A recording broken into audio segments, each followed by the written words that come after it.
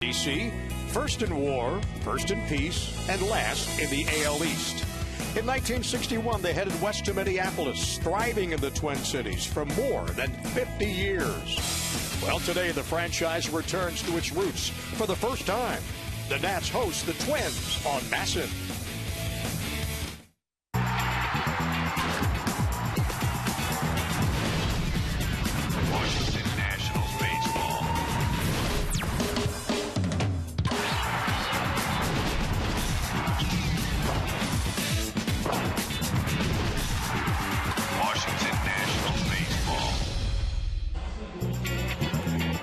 Well, the weather, folks, gave us an absolutely perfect day for baseball here in the nation's capital. After rains the last couple of days, we're going to play one today and play two tomorrow. Interleague play against the Minnesota Twins. Haven't been in town since way back in 1971 against the old Senators. Johnny Holiday in for Bob Carpenter this afternoon. FP Santangelo, great to have you with us today. Gio Gonzalez was going to start on Thursday, was going to start yesterday, and finally gets a chance to start this afternoon. Yeah, he's like a football player once every week. Last time out against the Braves was fantastic. Got out-dueled by Tim Hudson, but he allowed one run on 3 hits over 7 innings. The fastball was hopping. The curveball late in the count was his out pitch. So Gio Gonzalez in the old throwback uniforms last time against the Braves had it going on. He's going to look to continue here today against the Twins. The Twins team that'll take some pitches. In the past, they've been very aggressive. This year, they'll make you work. So Gio Gonzalez, who loves to pitch at Nats Park, 6-2 with a 1.93 and 10 starts here, takes them out today for the Nats. And boy, the opponents have tough time hitting off Gio. The last 5 games hitting only 190. Hasn't won a game in a month. He's due. Perhaps it's going to happen this afternoon. Denard Span jogging out of the Nationals clubhouse. He can't wait to get in the field against the former ball club he spent 5 years with in the Twin Cities. And when we come back, we'll meet the starting lineups. That first pitch, game 1 of 3, the Nats against the Minnesota Twins.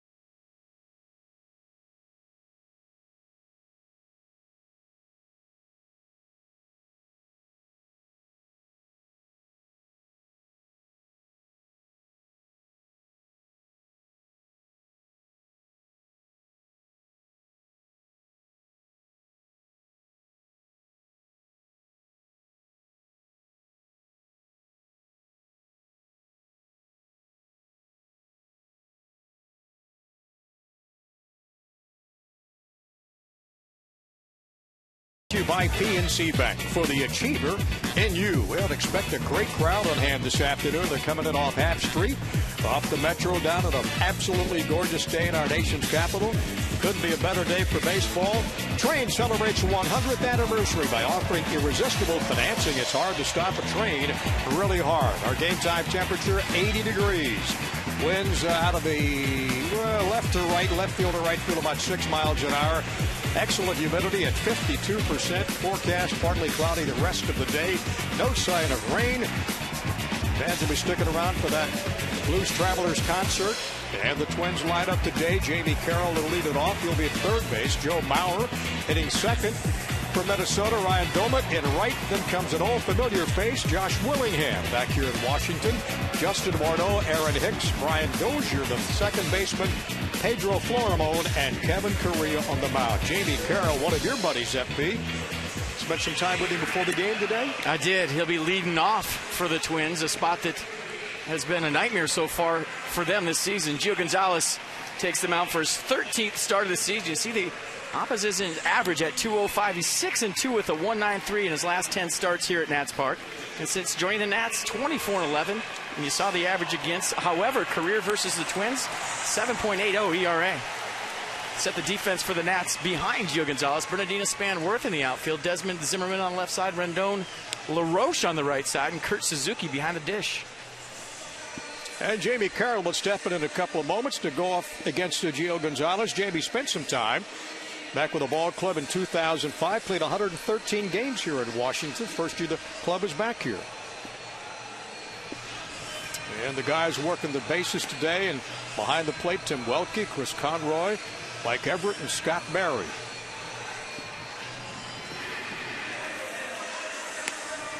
Jamie Carroll's going to be a manager someday, isn't he, FP? And a good one.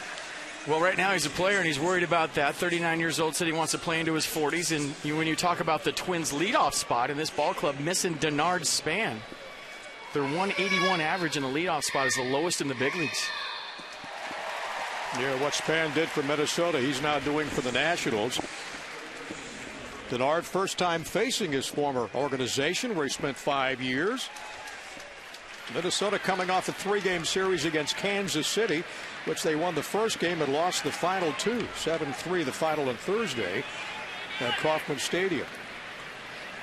Oh, Jamie Carroll steps in, and this ball game is underway, and he takes a call strike. Underway at 4:07. Bob will be back with you on Tuesday in Colorado. The ball club flies out there against the Rockies for series. And the count even up at 1-1. Carroll hitting .217. Only 6 RBI so far this year. Nice career right there. 12 seasons, .275 average. Guy that's going to help you win a ball game doing the little things. That's why he's stuck around so long. You said he's 39 now, huh? Yes. That's a good run. It's a very good run. And the 2-1 pitch foul back.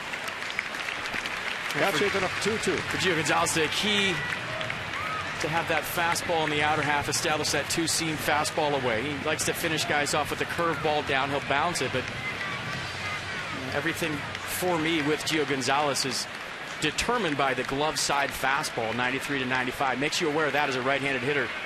You have to cheat to get to it, and it opens up everything else. And there's a good example right there, 93 on the inner half. And his fastball has some kind of late hop on it. You ask hitters that face Gio Gonzalez, the late life is what his fastball is all about. Hard to believe he hadn't won a game his last 6 starts, 0-1, but still a great run average at 2.14. There's no run support. Jamie Carroll will pop it off to the right side. Adam LaRoche giving a run for it, and it's just into the seats over the railing. 2 balls and 2 strikes to the Twins leadoff hitter, Jamie Carroll. Let's take a look at the Dodge inside the numbers on Gio this afternoon.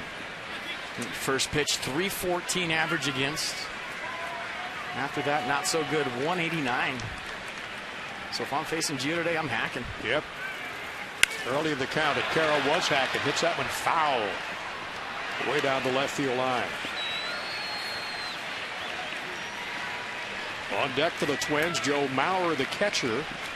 One of those 300 hitters. Then Ryan Doumit and Josh Willingham if needed. Carroll, the month of June, has really picked it up in his career. It's over 300. And the 2-2 pitch, line drive to right. Worth took a step back, comes in, and there's one down.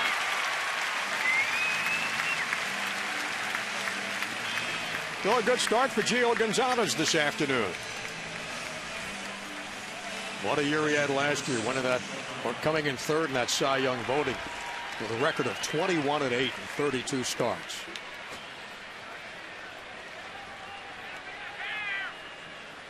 FP, he pitched well enough to win that game last week, a week ago today in Atlanta. Yeah, threw 105 pitches, 72 for strikes. Anytime you give up one run, you think you got a chance to win a game. But Tim Hudson, the wily veteran that he is, had a nice outing and outdueled Gio.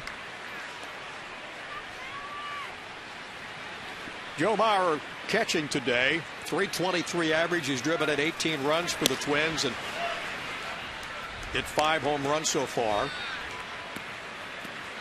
Excellent numbers in interleague play. .323 in 149 games for Joe Mauer.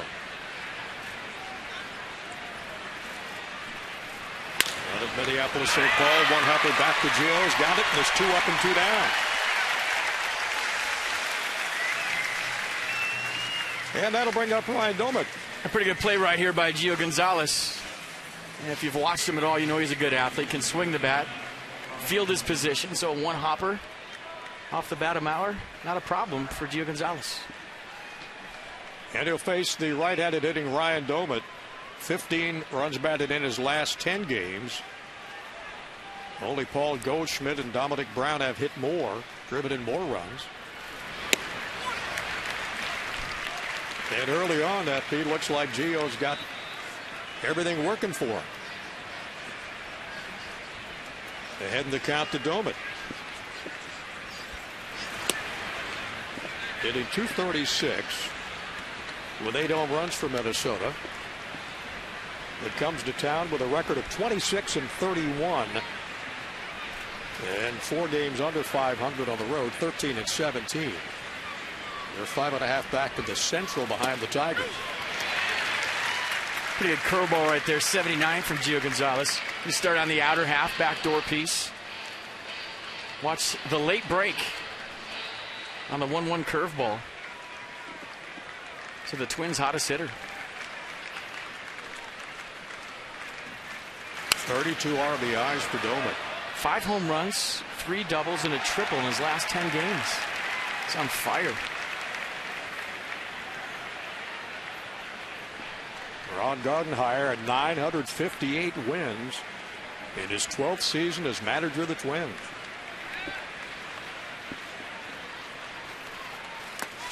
For of his first 5 years, the team won 90 games or more.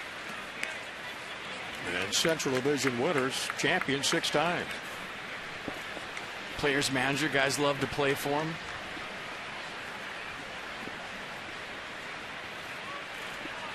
Two balls and 2 strikes to Ryan Doumit. We're at the top of the first, just underway at Nationals Park.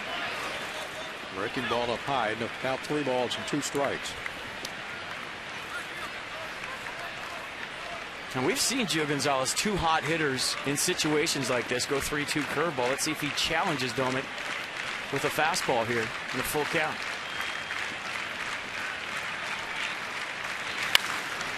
Punching the ball down the third base side. It's foul. And the count remains 3-2, but 2 down. Gio for the season, 71 2/3 innings pitched. Only walked 31 batters. And struck out 67. Opponents hitting .205. Giving up 6 home runs. And he misses to Doumit. And the first walk of the ball game, the first base runner for Minnesota. And Josh Willingham strides to the plate. And I think the fans appreciate, FP, what he did for this ball club when he was here. Well, a nice round of applause right there as he stepped into the batter's box.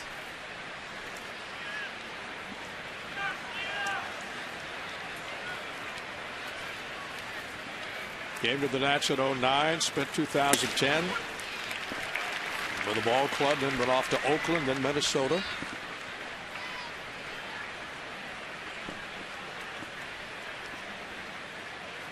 Some nice career numbers right there. 177 home runs, nearly 600 RBI. Solid career. 35 home runs last year. That's the 9th best single season total in Twins history. And it's not like he's playing in a bandbox either, a Target Field. That ballpark plays pretty big. For the Nationals, Josh at .263. 40 home runs, 170 RBIs in 2 years. Yeah, Willingham thought this ball might have been inside. Tim Welke thought it was a strike, and Gio Gonzalez will take it. Every National fan remembers that game at Milwaukee in July of '09 when he hit 2 grand slams. Breaking ball misses outside, 2-2 in consecutive innings.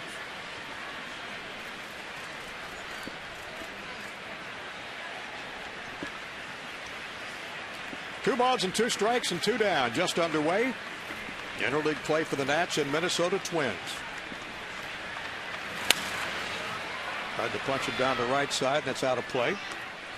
Let's take you back to 2009.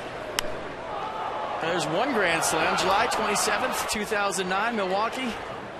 4 RBIs. How about this one? Same game, 2 grand slams. It's a good career for a lot of guys. That was incredible, wasn't it? Here's the 2-2. Bouncer up the middle, Desmond. On to first to LaRoche, and it's a 3 up and 3 down. Well, Denard Span will lead it off for the Nationals, the former Twin, as we go to the bottom of the first, scoreless.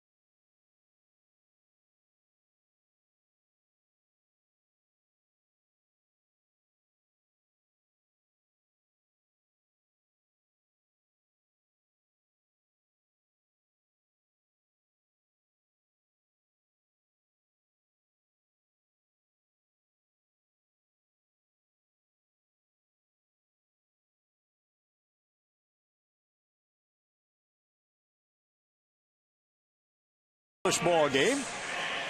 Our starting lineups brought to you by Mazda. We believe if it's not worth driving, it's not worth building. And Davey Johnson's lineup card looks this way. Denard Span will lead it off against his former club. Jason Worthington second. Then comes Ryan Zimmerman, Adam LaRoche, Desmond with that hitting streak on the line today. Anthony Rendon, Roger Bernardina hitting 7th, Suzuki 8th, and Gio Gonzalez will be in the mound. He'll hit 9th today. 12th start of the year for Kevin Correa. Last time out on the first against Seattle. Didn't factor in the decision in the Twins' 5-4 win. Ryan Doumit with a walk-off home run in that game. Gave up 4 runs on 8 hits over 6 2/3. Struck out 3, walked 2 through 110 pitches.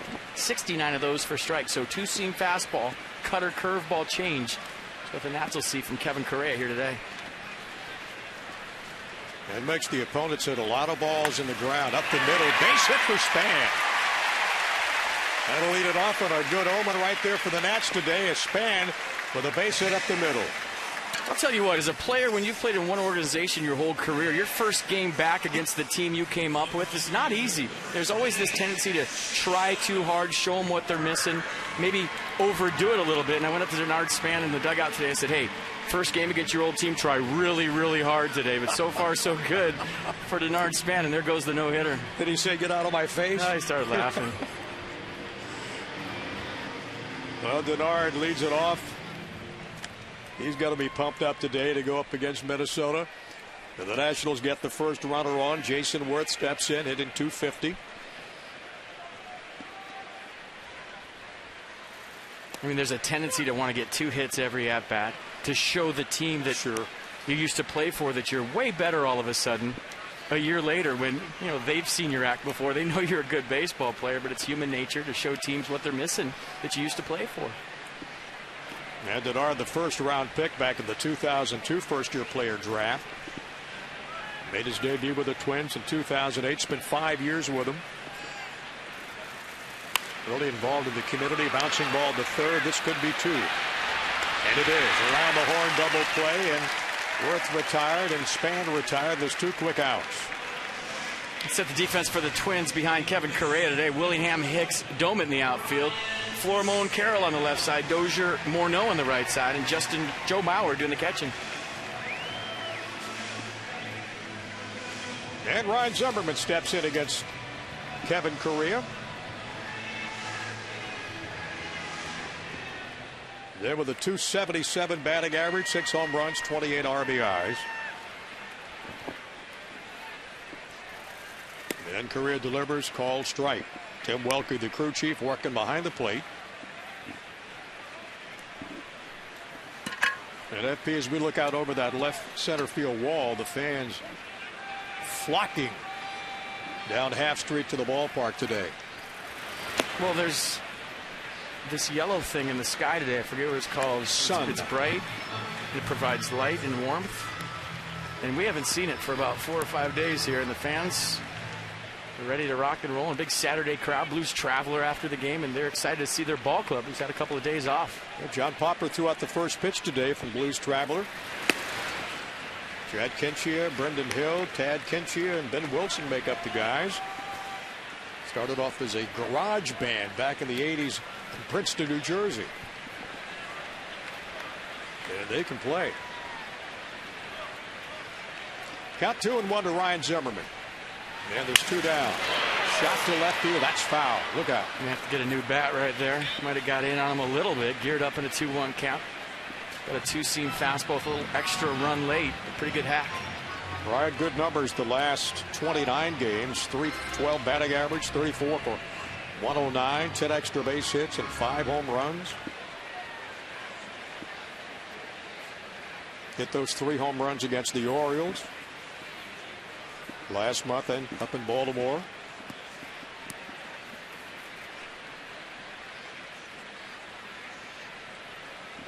And the 2-2 pitch. Swing and a miss. Zimmerman retired, and we go to the top of the second. The Twins nothing and the Nationals nothing. We'll be back in a minute.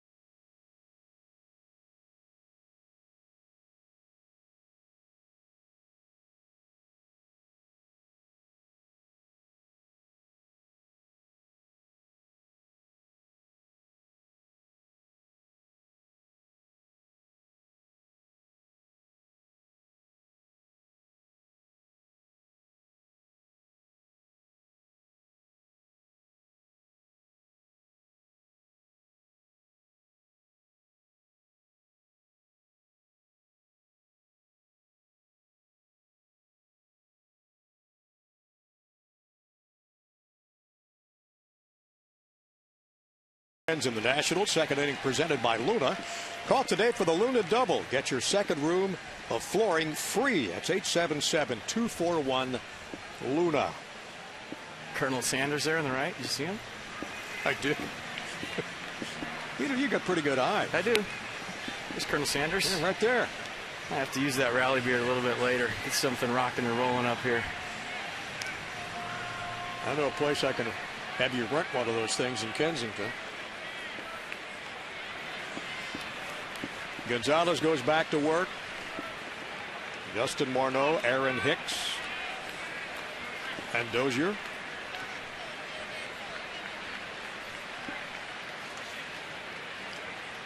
Morneau steps in with a .295 batting average. 2 home runs, 13 doubles this year.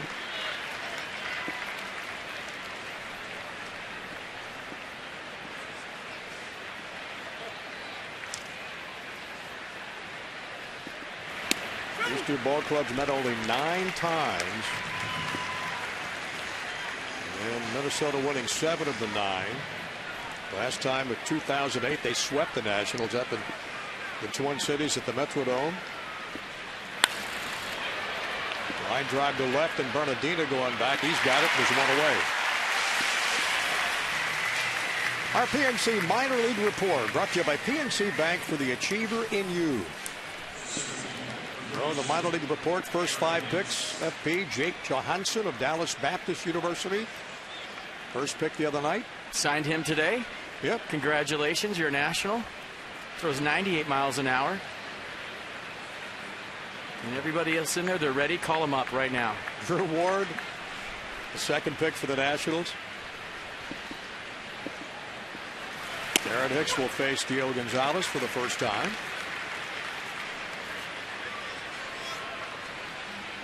Hicks hit 177. 19 RBIs and 17 walks for Hicks. He's in center field this afternoon for Minnesota. The guy hit 113 in April, so that 177 average, not as bad as it looks. On the rise, young player. Straight from Double-A to the big leagues, all kinds of talent. Plays a good center field and try to figure it out on the highest level. Not an easy place to do it. 2 balls and a strike to Hicks. Brian Dozier on deck for the Twins. And then the Minnesota shortstop, Pedro Florimon.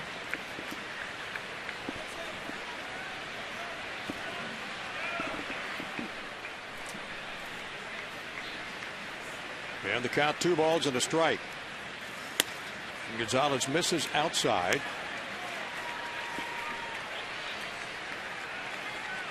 Gio making his 13th start today.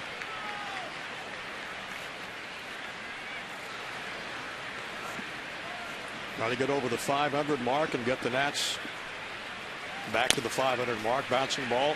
Gio quickly off the mound. Can't get to it. Zimmerman on the run. Got it. Cross safe at first. Whoa.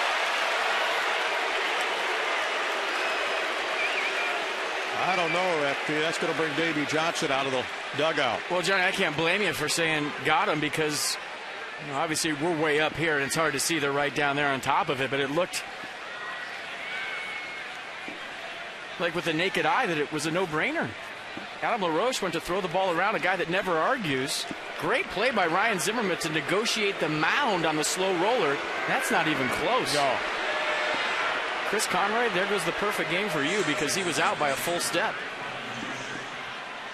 And watch the play by Zimmerman with the mound in the way, underhand throw right on the money. It's not even close.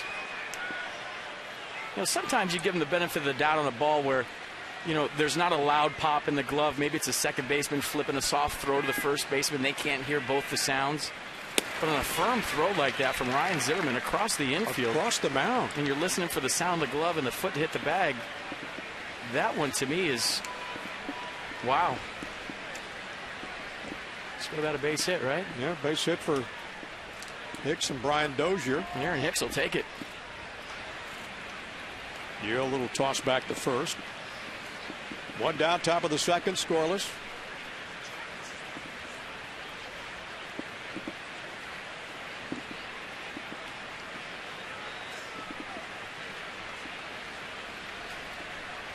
And the 0-1. Well, if you're Gio Gonzalez, settle down, get back in the strike zone. You're thinking, hey, 2 outs, nobody on. Here I go. Now you got a guy with plus speed at first base with 4 bags in Aaron Hicks. You're in the stretch, changes the whole complexion of the inning.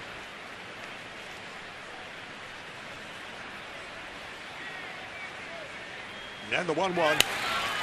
Hicks was running on the play. Has to hurry back. The ball popped up behind home plate. Suzuki up to the railing about 2 rows back. Out of play.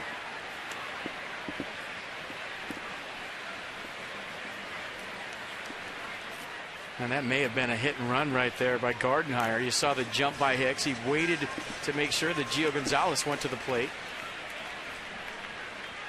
Dozier couldn't get on top of that high offering from Gio Gonzalez. Gio, 1 ball, 2 strikes to the Twins' second baseman. Bouncing ball to second.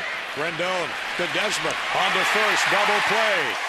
And the Nats out of the inning despite that controversial call at first base. We'll come back for the bottom of the second. Scoreless from Washington.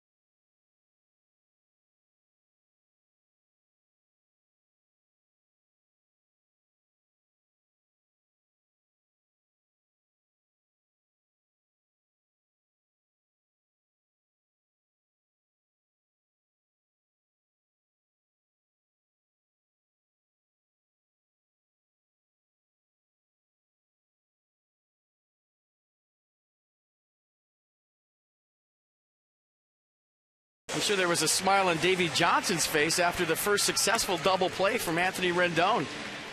You know, you go from third to second base, everything becomes backwards, goes the other way, and I was wondering how that double play feed would work. We watched him do this in batting practice the other day. But the first 4-6-3 double play in the books for Anthony Rendon, the Nats went flawless. It looked like he'd been playing there his whole life. It's not easy. And has not been playing there all his life, has he?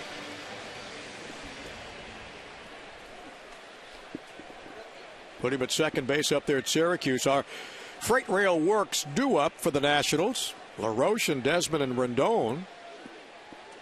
Interleague game since 2010. Adam LaRoche hitting .240.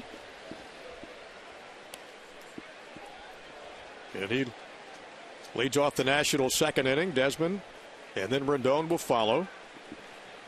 Nats as a team hitting .230 this year. And LaRoche with a line drive to center. Aaron Hicks will come in. And there's one up, one down in the second.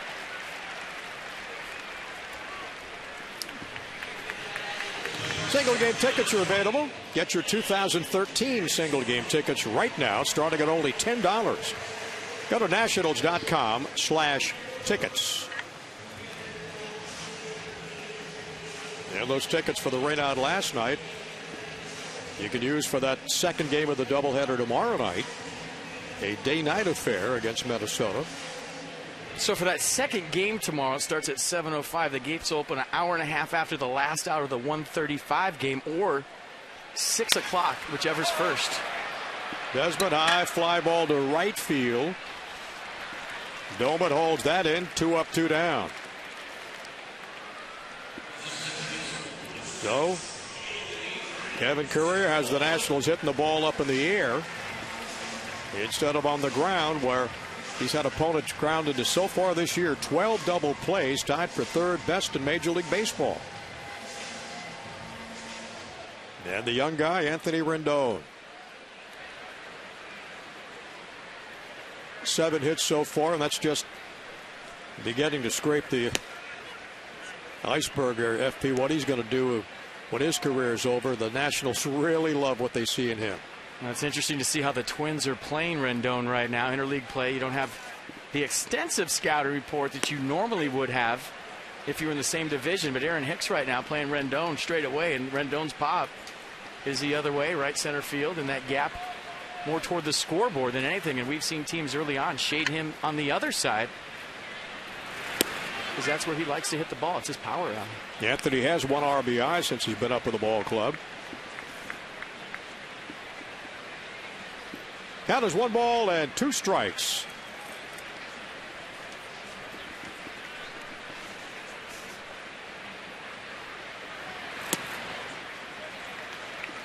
Rendon, since being recalled from AAA, 2 for 11 with a double. And his first major league hit. RBI double off Shelby Miller. And the pitch, line drive to right. That's going to be in there for a base hit and possibly 2. Around first and heading for second with a stand-up double. Boy, that was a sweet swing, wasn't it? 3rd double of the year for Rendon. And that's where he likes to hit the baseball, the other way, at a 2-strike count, taking a little out of his swing, letting that ball get deep, and watch the swing. Foot down early, not a whole lot to it, folks. Just a smooth right-handed swing. Hands inside the baseball, and that's impressive. 2-out double for Rendon, and now it's up to the Shark to try to knock him in. Well, Rendon now is 8 for 30 with the ball club. And the Nats have that potential first run of the game down at second base. And the Shark steps in, hitting from the left side. 165 average. FP Roger, much better hitter than the numbers show. Oh, he's getting a look. I mean, with Bryce Harper out, Davey Johnson trying Lombardozzi in left, Tyler Moore in left, Bernardina in left. Waiting for somebody to take that job and run with it. Up for grabs right now. Out to Bernardina, 1 ball, 1 strike. There's 2 down, and Rendon at second base after the double.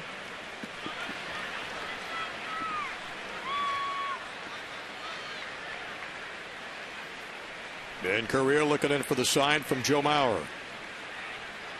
Here's the 1-1. Swung at a foul up off his foot there at the plate.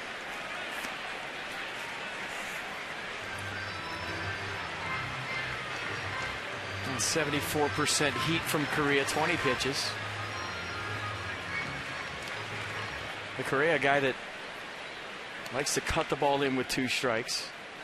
Use that changeup as his out pitch. A pretty good change right there that Bernardina beat into the ground. Roger, the longest tenured member of the organization.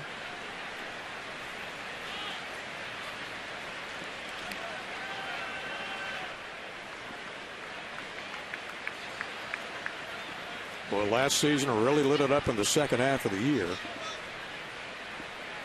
And the 1-2 pitch on the way. Outside for ball 2.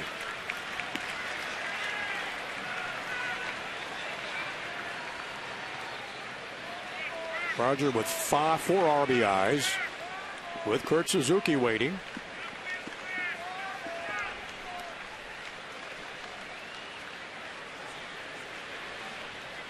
No score of the bottom of the second here at Nationals Park.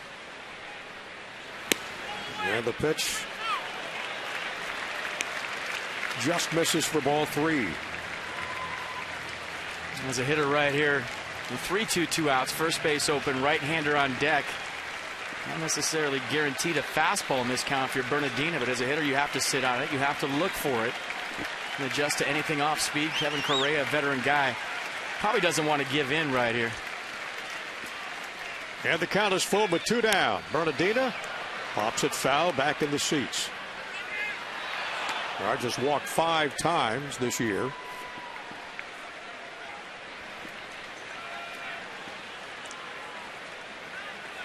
See him trying to pull those hands in on his practice swing. That's due to the fact he just saw a nasty cutter from Kevin Correa. 3-2 count. Correa from San Diego, California. 6'3", 200-pounder. Went to Cal Poly. And the 3-2 check swing call, strike 3. So Bernardina is retired. We go to the top of the third in Washington. No score.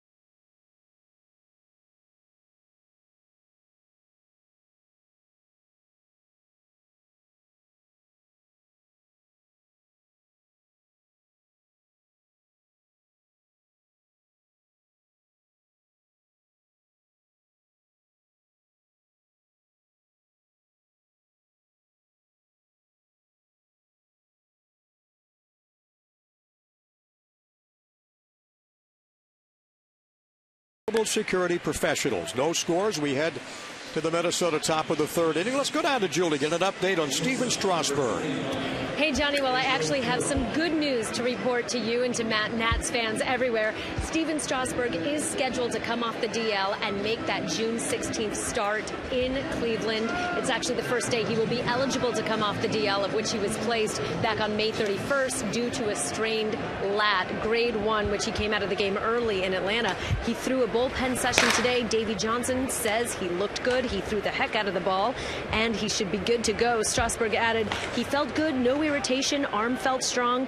As for who's going to make that Wednesday start in Colorado, Adam Kilgore of the Washington Post is reporting that the Nats possibly looking to right-handed pitcher Ross Ohlendorf from AAA Syracuse. Also on a good note, Ross Detweiler scheduled to make a rehab start tonight at Potomac. He's also looking good, and if all goes well, he should be back in Cleveland. Good to see these guys on the upswing doing so well. Well, it's good to hear you with some good news once in a while. Yes. Thank you, Julie. All the injury news that Julie's had to report lately, that was great. Dr. Julie Alexandria with some good news today. June 16th. That's what the Nats are looking at for Strasburg to get back in the mound in Cleveland. Gonzalez facing Pedro Florimon. And Pedro not up there very long. He's gone. And backdoor curveball from Gio Gonzalez.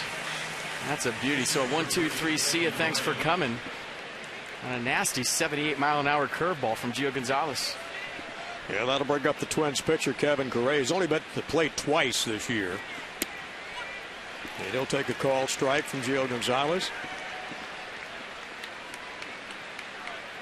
Gio's throwing 41 pitches, 28 for strikes so far. And we're in the third inning here at Nats Park.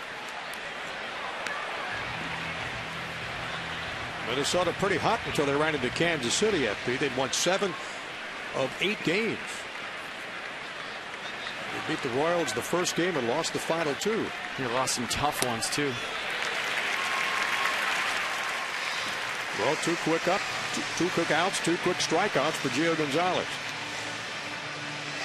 I'm trying to think of a start this year for Gio Gonzalez where he had that nasty wiffle ball curveball consistent the whole start, to where he could spin it up there for a strike when he wants to, bounce it for a ball when he wants to, and a few starts here and there where it's had it for a couple of innings. But today so far, I mean, the fastball command's been great, but seems like he's got that old wiffle ball curveball that we used to talk about all last season when he won 21 games. Like the Gio of old, huh?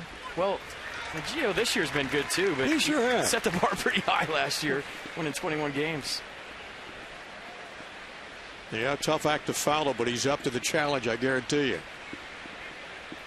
Here's the 0-1 back to the top of the order for the Twins. Jamie Carroll. And ahead of the pitch 0-2 quickly. Mercedes-Benz on the pitch track. This is a curveball I'm talking about. When he's locked in, he can throw it for a strike when he wants to, and he can throw it for a ball when he wants to. And if you're hitting against him on that day, good luck. I'd say this is a very productive third inning. Gio's thrown 9 pitches, 8 for strikes. And he's got Carroll in a hole, 1 ball and 2 strikes after striking out Florimon and Correa.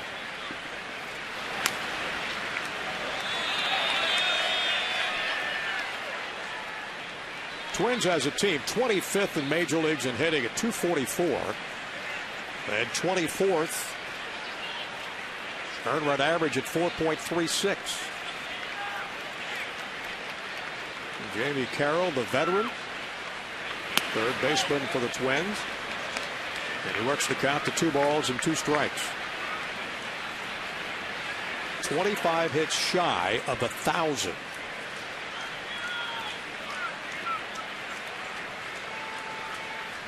Nobody on, 2 down. And Gio just misses outside. Pretty good third baseman too, isn't he? No errors last 52 games, FP?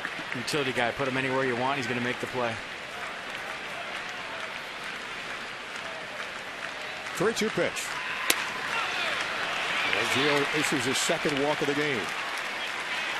And Jamie Carroll is on. And that'll bring up the catcher for the Twins, Joe Mauer. Well, the first 2 guys in this Twins lineup will make you work. Jamie Carroll not afraid to go deep in the count. Joe Mauer seems like his at-bat starts when he gets to 2 strikes. A guy that's not afraid to go deep into a count. Take his base hits the other way. And Gio Gonzalez, a little regroup right here after a 2-out walk. Mauer 0 for 4 against Kansas City on Thursday. With that .323 batting average, Gio throwing back to first, Carroll back in safely. That .323 average leads all active players in the major leagues ahead of Albert Pujols.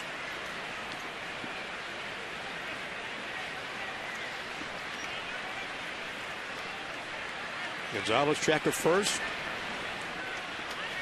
Maybe Carroll has no stolen bases this year. And Gio keeping him close.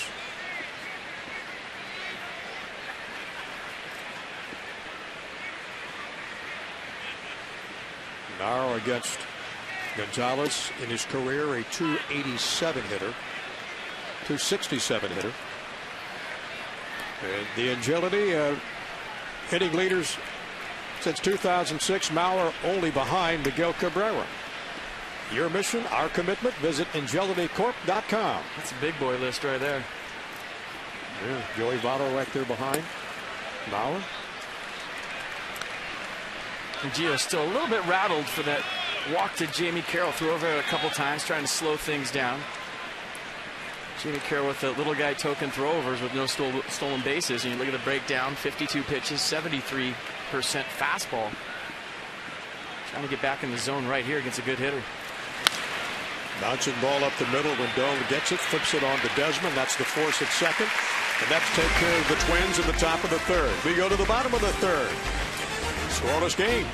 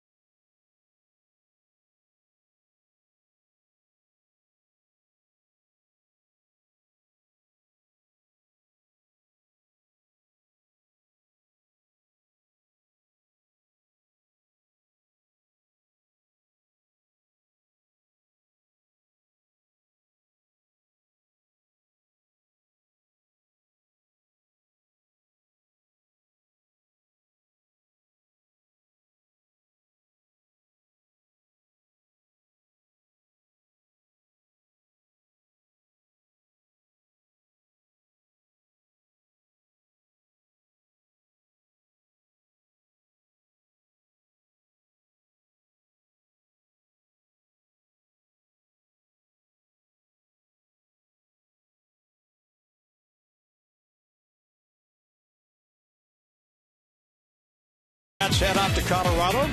Split doubleheader beginning at 1:30 and 7. Jordan Zimmerman for the Nats in Game 1. He's 8-3 with a 2.16. That's the fourth best earned run average in the senior circuit. Nathan Carnes in Game 2 tomorrow night, looking for his first win, a 6-even earned run average, his third career start. That's extra with Byron Kerr and with Ray Knight before and after both games. And then the Nationals after the ball games tomorrow, heading up to Colorado for games on Tuesday, Wednesday, and Thursday. That's extra, as we mentioned before, and after every game. And this afternoon, a terrific Saturday afternoon crowd. And for the Nationals, it'll be Kurt Suzuki, Gio Gonzalez, and Denard Span. And that leadoff single to get things going for Washington at the top of the first. They couldn't bring him around, though.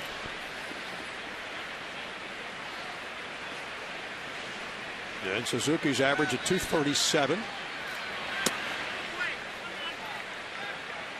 And to count to Kurt even at 1-1.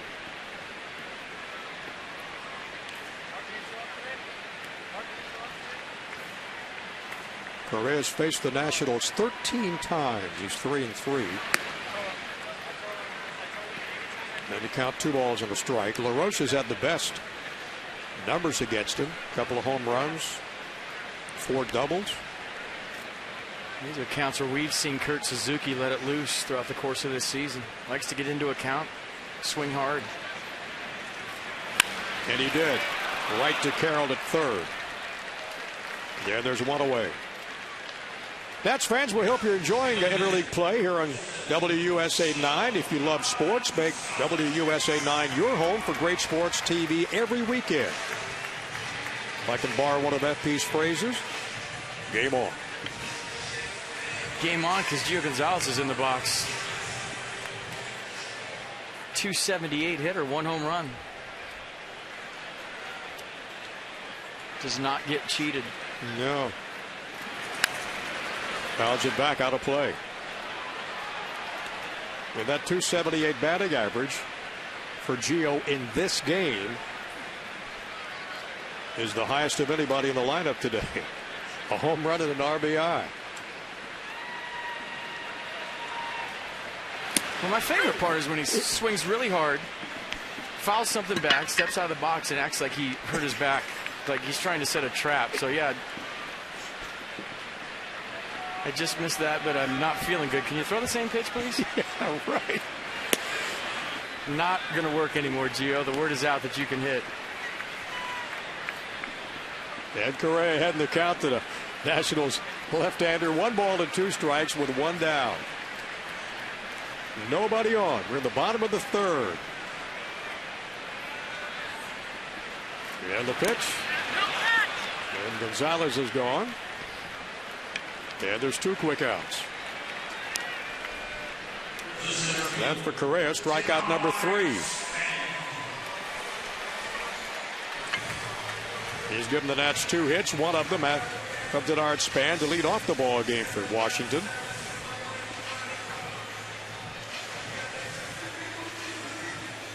Span his last 16 games, now 21 of 71, has not walked in 75 consecutive plate appearances.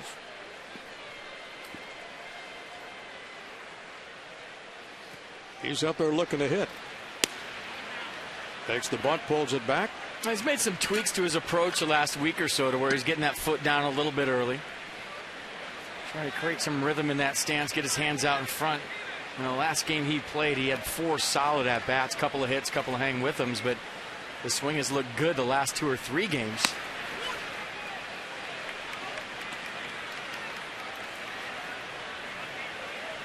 Came to the Nationals back November 29th for Alex Meyer.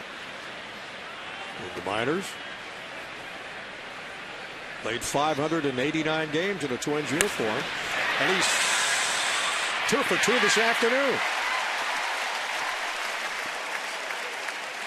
Noah Matheny had a play on it and had taken on the 1 hop, and the Denard Span on for the 2nd time. Well, you watch the adjustment process I'm talking about. See the foot down early, almost like there's no stride, letting the ball travel.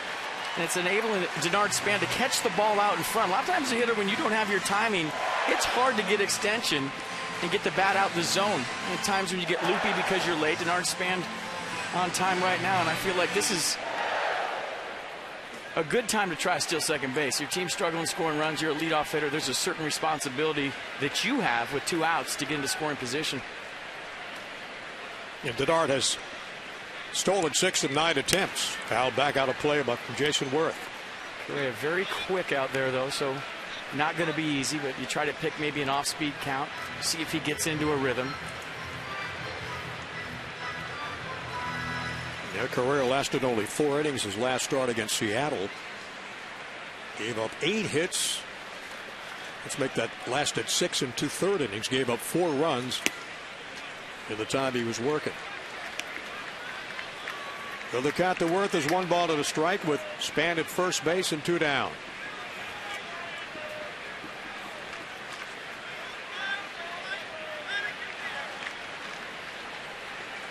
That's an interleague play this year. Lost 3 of the 9 that they played, all 3 to Baltimore. 2 up at Camden Yards and 1 here at Nats Park.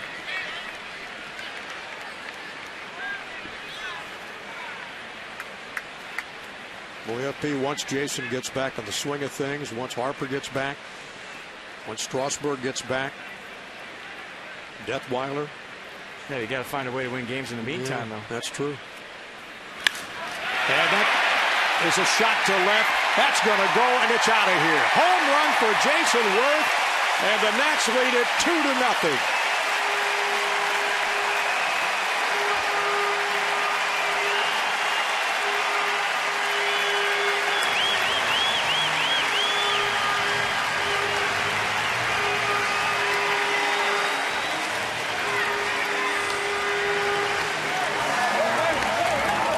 Home run of the year for Worth. 28 games missed with that strained hamstring. And we said it was going to take a minute to knock the rust off. Well, you see the excitement in the first base dugout. Rust is off. 2-out lightning from the Nats. Single by Span, home run by Worth, 2-0. RBI for Jason, number 11 and 12. And it gives the Nats a quick 2-0 lead. Oh, let's check this out next, Mo. Verizon Fios. Perfect balance, just like we were talking about. Foot down early, catch it out front. That ain't coming back. No. 2-0 Nats. Willingham just turned. Didn't even go after that one. Switched to 100% fiber optic Verizon Fios and supercharge your internet speeds. Didn't miss that guy. Now the Nats 22-6 when scoring first in the game. That popped down the right side out of a play out in the first base area. And it's a ball and 2 strikes to Ryan Zimmerman. Not a dude. Got a souvenir. Nice job. When every kid comes to the ballpark, all of these guys are bringing their gloves. Always bring your picker. Yeah.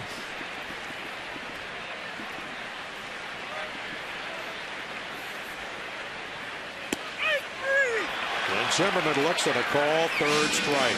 So Jason Worth, 1 swing of the bat, a shot to left field, and he puts the Nationals up 2-0 as we head to the top of the 4th at Nats Park.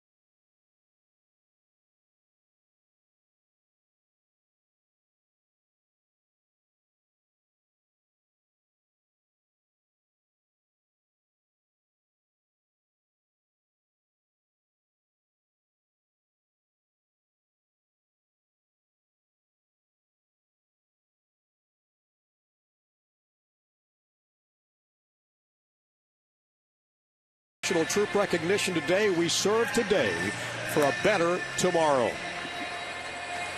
You know what impresses me every game, FP? And you and Bob see it every single time you play at Nationals Park. The fans standing up to applaud, the players standing up to applaud the troops and the umpires as well. Well, I've been a part of that down there. You know, when the Fox takes the games or ESPN takes the games, and been lucky enough to be down there with those guys. It's a very, very powerful moment. It's a very, very emotional moment for all those involved. Had dinner with a guy named Bob Talbot last night from the Yellow Ribbon Fund, and he was saying exactly what you said, Pete, that these guys, it's such a big thrill to come out to the ball game, be this close to the action, take in batting practice. Well, I've stood down there with those guys. I said, look, everybody's cheering for you right now. There's 40,000 people cheering for you. Everyone's turned toward them, and it's well deserved, and we always say thank you. And that's all they want, too. Yeah, you can't say it enough, really. Ryan Domit. It's a fly ball. Span with a long run. Comes in. He's got the play on it, and there's one away in the fourth inning. Just a reminder, as you enjoy a cold one, to look forward to Miller Time. Later in the game, brought to you by Miller Lite. Nice crowd here today. Look at that. Everyone dressed in red. Beautiful day for a ball game. Where else would you rather be? Well, the shadows creeping slowly over the stadium down around the third base line. Don't forget, we got 2 tomorrow, 1:30 and 7:05. We do? Don't forget. Bouncing ball off of Zimmerman's glove, and then Desmond going to his right. Cannot reverse his direction.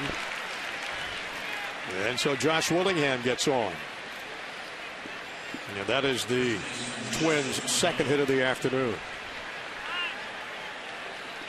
A good effort by Zimmerman at third base. Ball hit pretty well. The last hop with a little shoot to it. Kind of a top spin job. Ian Desmond going to make the backhand play, but because of the redirect off the diving Ryan Zimmerman, enables Willingham to reach. The former National on first base. And Justin Morneau up for the second time. He flied to Bernardina his first time up in left field. It'll take a ball. Aaron Hicks on deck. He has one of the 2 hits for the Twins. And then Brian Dozier. Justin Morneau against Gio in his career, 333 and 7 home runs. And the first one to Bernardina on left was hit very well. Low line drive right at him. You know, Gio's thrown 59 pitches now. Working to the second batter. Third batter here in the top of the fourth.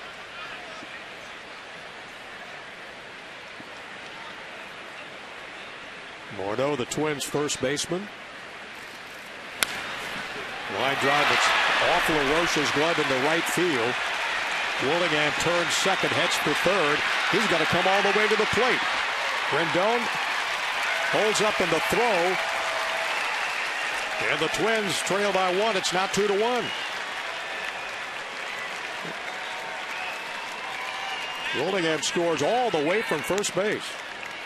This ball hit hard right at Adam LaRoche. One hopper. So Morneau hit the ball hard 2 times up already. And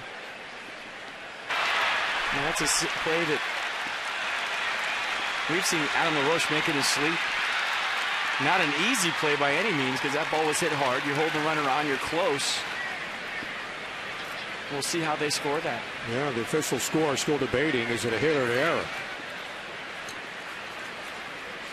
Either way, Morneau is out at second base now with 1 away. And a run in. And a check swing from Hicks.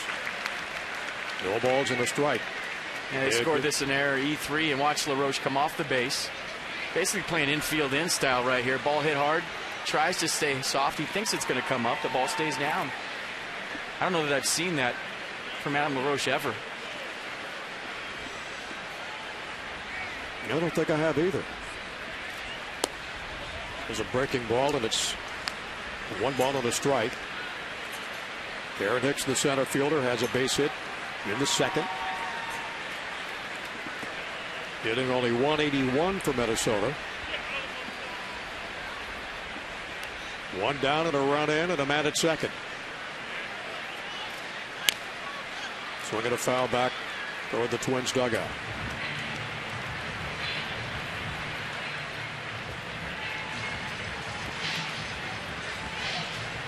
Brian Dozier on deck from Minnesota.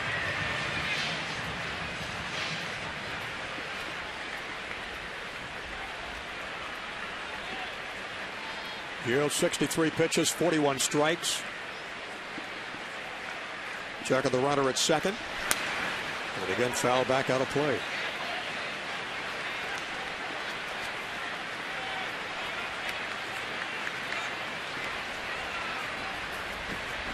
See if he goes to that curveball for an out pitch right here in a 1-2 count.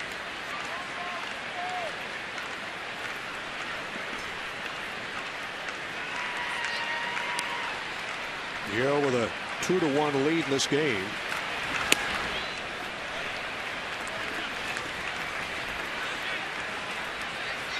Yeah, the count even at 2-2.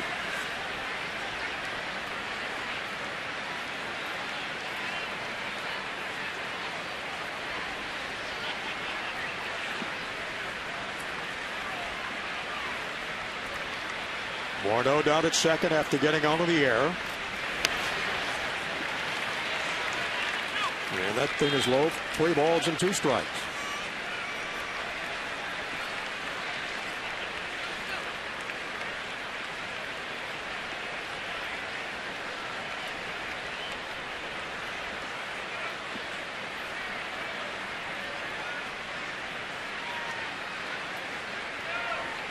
And the 3-2. Now Hicks is Gonzalez's 3rd walk of the game. A trip right here by Kurt Suzuki to settle his left-hander down. Maybe thought he had a double play ground ball to get out of the inning, and now he's facing a high-stress inning. And we talk about it all the time. This is where Steve McCatty, Davey Johnson would love for their left-hander to pick up the defense that has picked him up all season long. Going to be errors behind you. I think how you react to him says a lot. Yeah, you got to bear down. You got to really concentrate.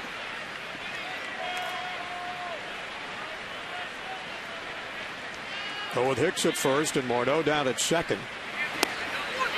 And the Twins second baseman Brian Dozier. As Gio gets ahead in the count, no balls and a strike.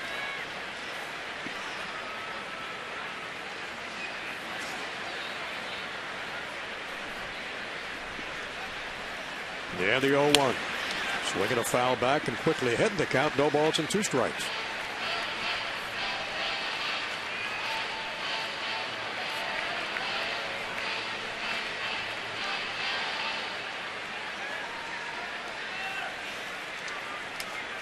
Dozier on this Twins road trip, only 2 for his last 10. Bouncing ball to Zimmerman. Through to left field. In comes Bernardino. Does he have a play at the plate? He's going to fire it over to Suzuki, and he's safe. So Morneau safe at home, and the game is tied at 2.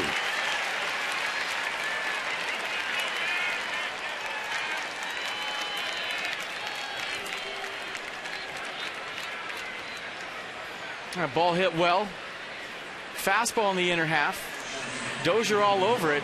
And Zimmerman playing very shallow in a 2-strike count. Can't get to the ball. And just like that, it's 2-2. Yeah, 2 Twins hits here in the 4th inning. They've only got 3 for the game, but 2 have come in this inning. And they're still only 1 away for Pedro Florimon, the Twins shortstop. And he struck out in the 3rd.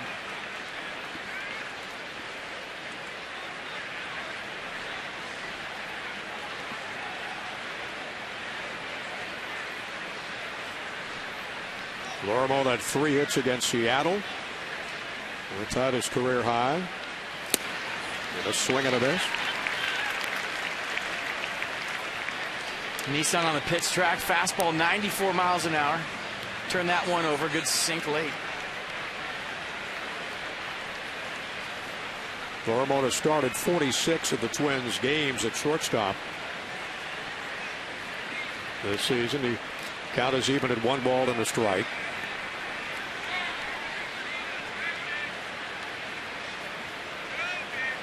Minnesota's pushed across 2 runs to tie it after Jason Worth had given the Nats a 2-0 lead in the top of this inning.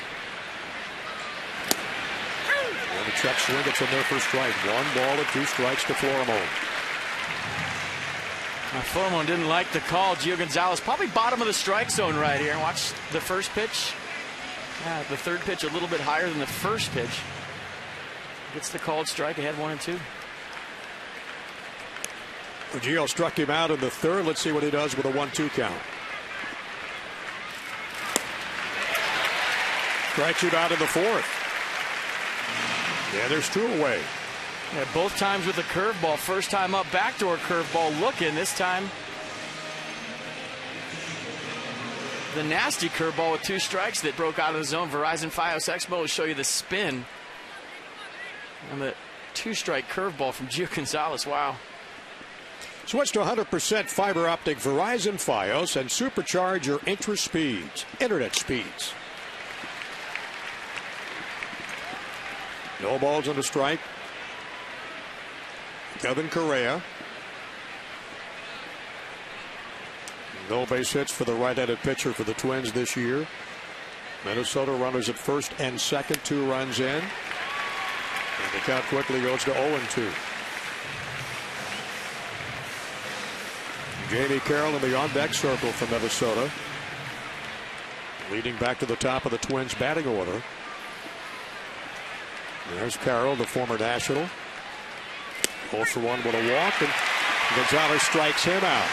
So we head to the bottom of the 4th inning. Minnesota pushes across 2, and they have tied this ball game at 2.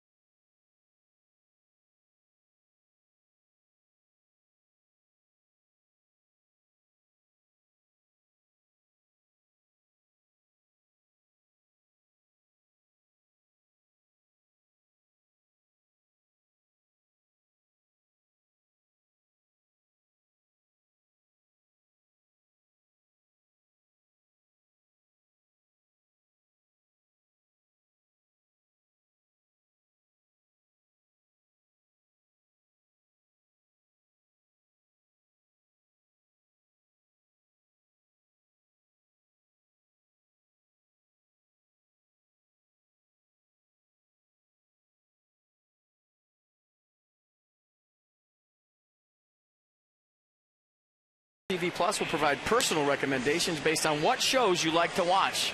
Anthony Rendon double in the second, his third. Jason Worth, congratulations, 150th career home run in the third. And let's check it out. A fastball right down the middle, was all over it, caught it out in front. A 2-run shot after the Denard Span single. But the Twins answer right back with 2, and that's where we stand, 2-2, all tied up.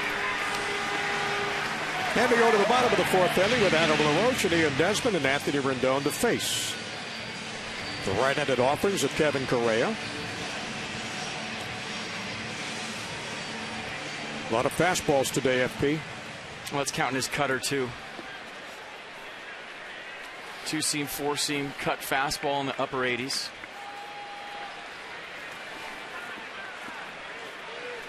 Correa 5 and 4 on the year.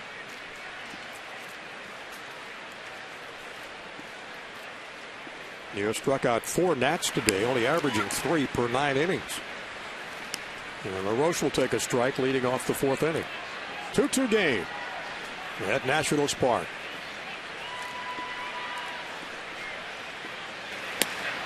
This is outside for ball one.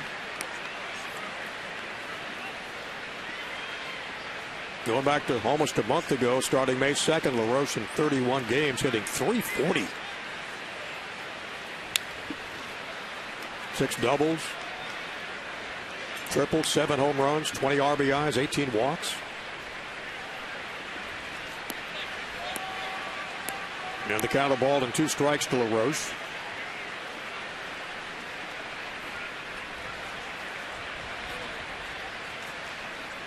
Adam against Correa with a .292 career batting average. Looks at a call, 3rd strike. Strikeout number 5 for Kevin Correa.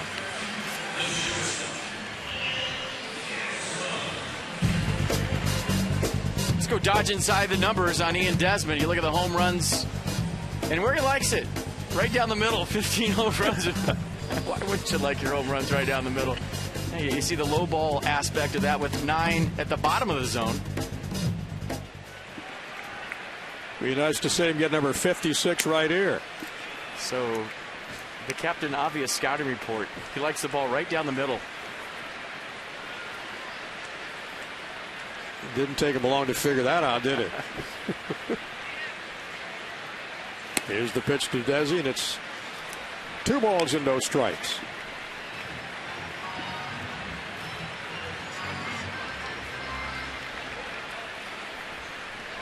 Correa in 13 times against Washington, 3-3 record with a 3.33 and 48 and 2/3 innings to work.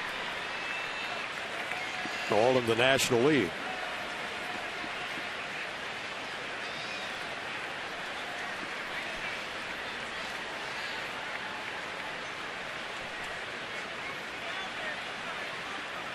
Count is 2-1. Desi, a bouncing ball is short. Florimond on the first, and Desmond retired. 2 up and 2 down in the Nats part of the 4th inning. You can send your favorite national player to the All-Star Game, the 84th edition coming up. It'll be at Citi Field July 16th. Vote early, vote often. Be sure and vote Nationals. Vote online at nationals.com/vote. So Desmond with a ground out to Florimond at short. Anthony Rendon steps in for the 2nd time. He doubled in the 2nd.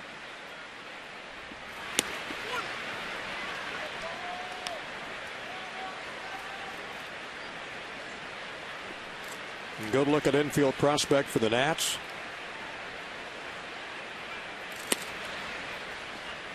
And it's 1-1. Roger Bernardino waiting on deck.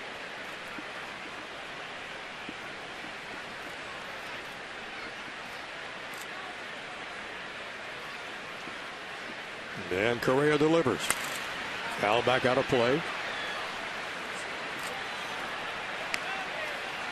Now, one thing that's imperative if you're a good hitter is to have balance throughout your swing. Watch the balance right here, even on a foul ball from Rendon. Not falling all over the plate. I mean, he's standing right where he started.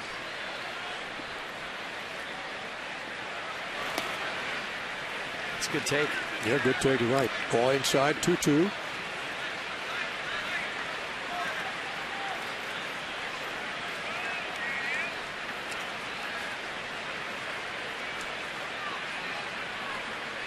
Correa came up with the Giants way back in 2003. And spent time, most of his career with San Francisco, then San Diego and Pittsburgh.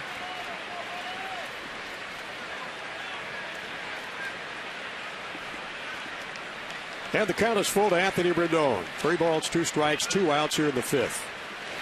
Or 4th inning, bottom of the 4th. And the 4th inning up and down. The Nationals go 1-2-3. And it's a 2-2 game heading to the top of the 5th.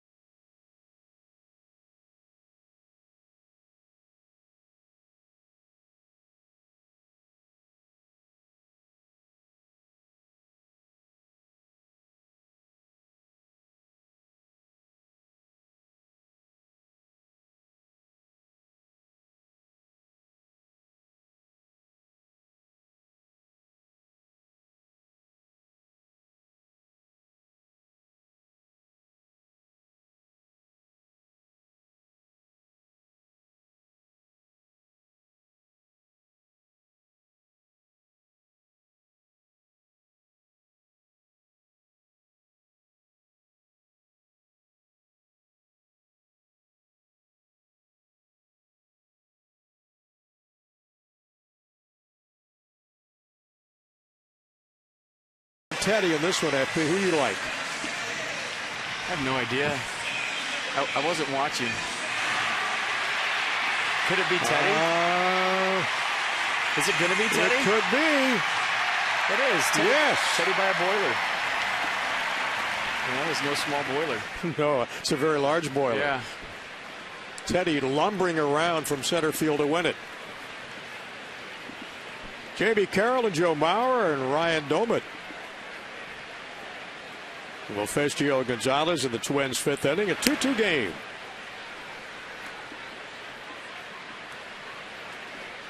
Gio 78 pitches thrown so far, 51 strikes. Carroll with a flyout and a walk the 2 times he's faced Gonzalez.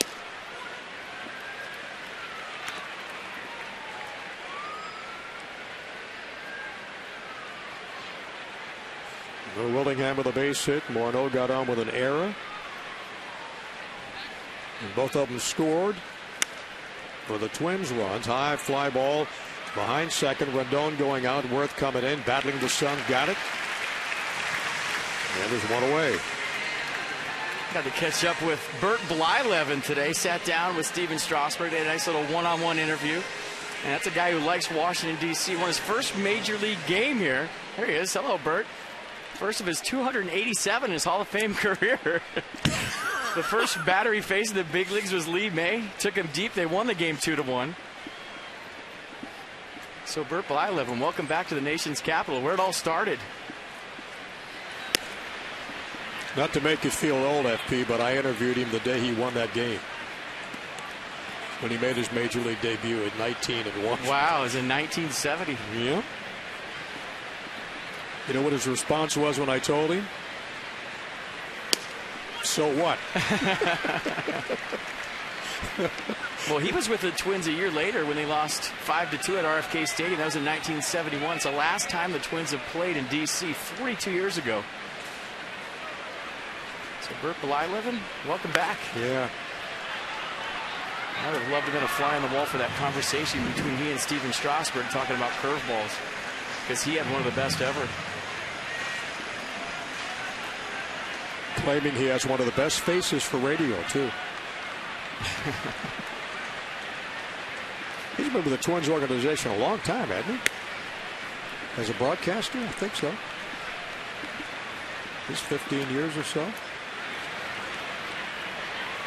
Now it's even to Joe Mauer, 2-2. Grounded into the fielder's choice in the 3rd and ground out the 1st inning. Nice play by Gonzalez. Mauer, the swing and a long drive to left. And that ball is in the bullpen. Home run, Joe Mauer. That's number 6. And the Twins lead 3-2.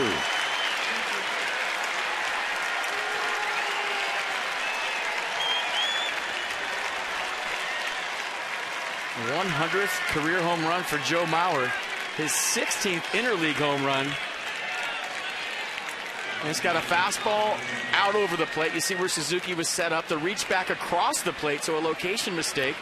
Hands to the baseball. Classic left-handed swing right there, and he puts his team on top 3-2 with an opposite field home run here in the 5th. Well, the Twins with 2 runs in the 4th and 1 more in the 5th. They've come from 2 down to take a lead. Mauer with a home run. Bouncing ball to Zimmerman at 3rd.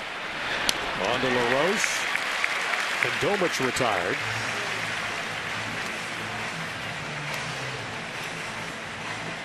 So Jason Worth with home run number 150 in his career. And Joe Mauer with number 100. That'll bring up Josh Willingham. He is 1 for 2 with a ground out and a single and scored a run. Is he going to be on our Head and Shoulders With feature today? I think he should be.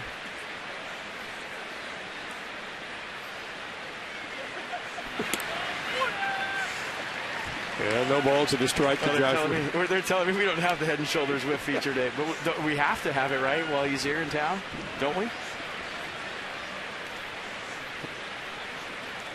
We can create one if you like. Bouncing ball to Desmond. And Willingham is retired, and the Twins out of the inning, but not before they get a Mauer home run And they take a 3-2 lead over the Nats.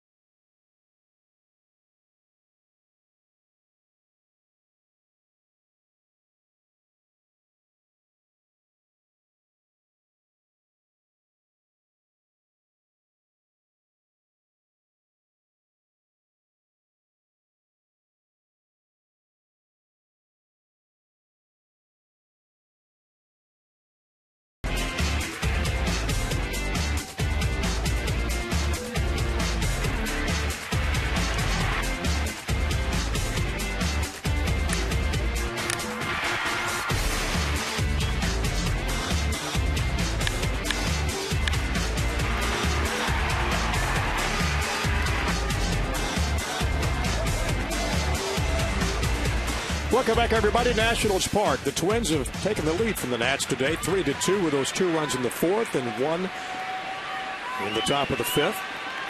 And they lead it 3-2. Roger Bernardino tries to get something started for the Nats today, and Kurt Suzuki will bat second, and Gio Gonzalez. And Bernardino fouls the first pitch back.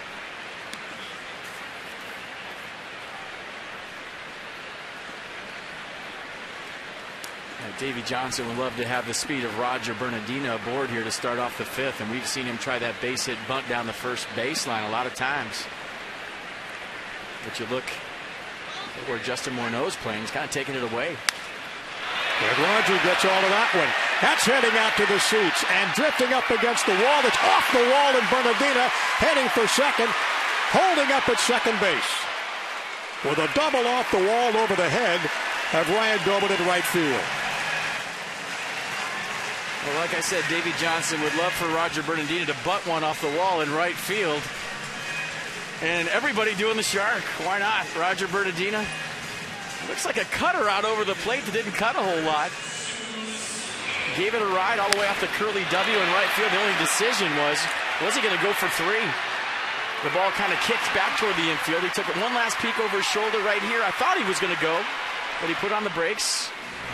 And the Nats will definitely take a leadoff double from the Shark. That's number 3 of the season for Bernardino in the doubles category.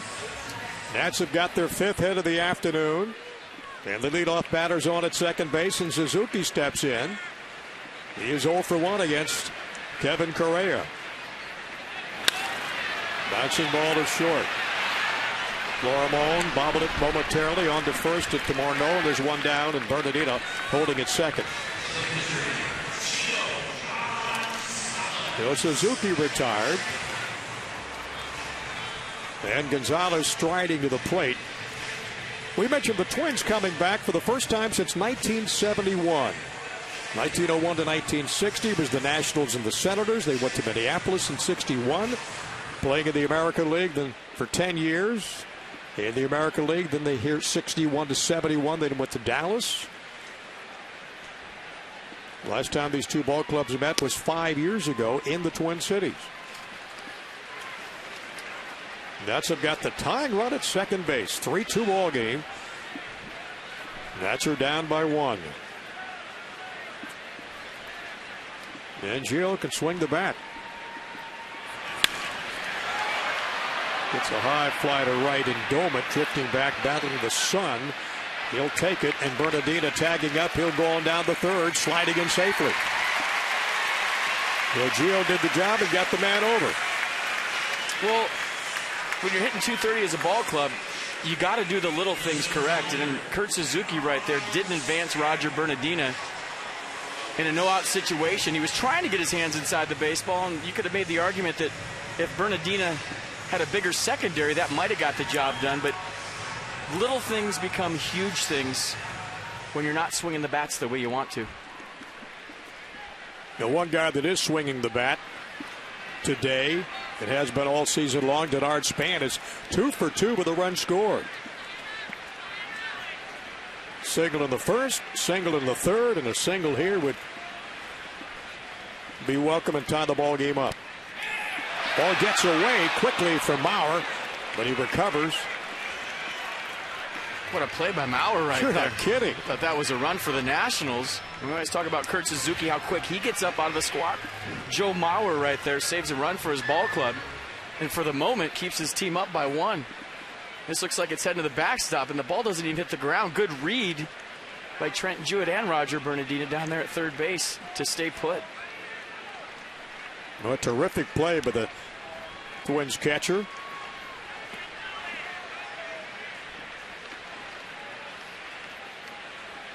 And the 1-0 pitch. It is outside. 2 balls and no strikes. Joe Maurer from Fort Myers, Florida. Born in St. Paul, Minnesota, living in Florida. One time had thoughts about going to play football at Florida State. And here's the 2-0 pitch. And their first strike.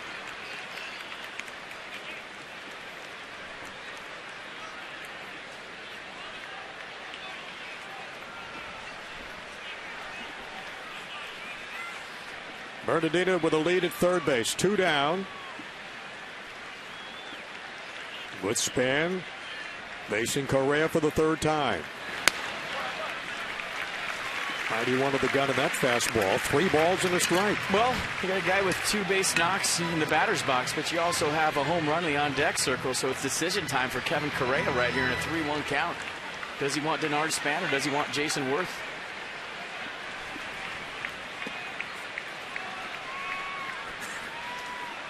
Well, one's got a home run and one's got 2 hits off of him.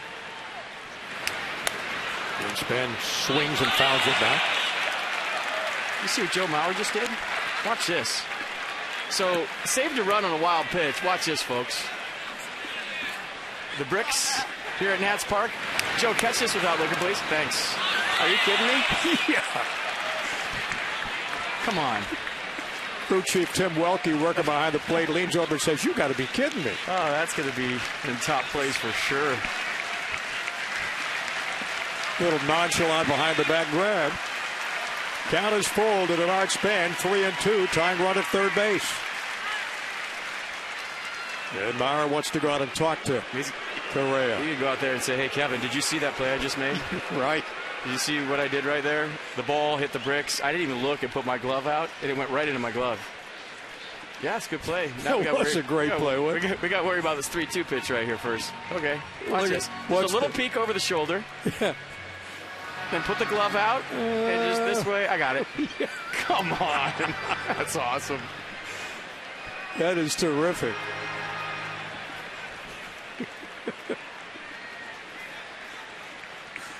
Maurer back behind the plate. And Span will dig in with the count full. 3-2. 2 down. Bernardina at third with a tying run. In the bottom of the 5th, Correa delivers. Span tries to punch it down the left field line. Just barely foul. And the right idea, FP. Pretty good pitch by Correa right there, trying to paint a 3-2 fastball. I think it's safe to say that Tim Welke's zone has been generous for the pitchers today. So as a hitter right now in a 3-2 count, you know you have to protect.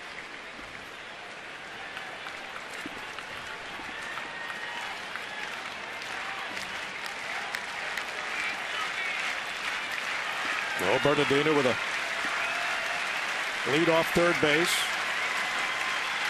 Correa from the full windup.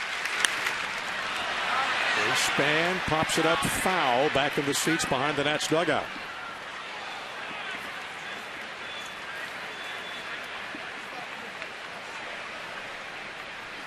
Braves on the coast against the Dodgers again tonight. They were shut out in LA 5-0, and then they lost 2-1 yesterday. So the Nationals 7 games behind in the East, and the Phillies 6.5 back. And the Phillies have Milwaukee tonight.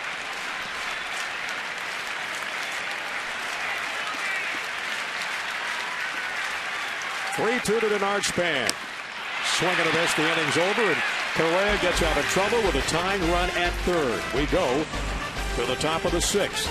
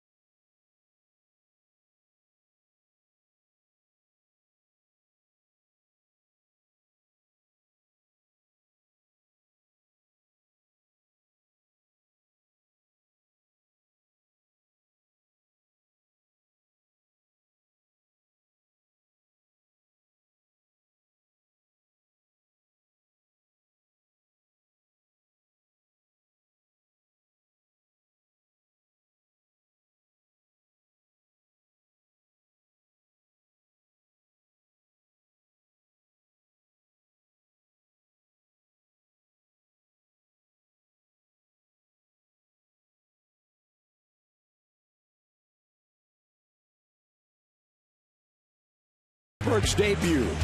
On this particular day, Gio, people will never forget this. June 8, 2010, Tom Hallion behind the plate, ringing him up. 14 strikeouts for Strasburg.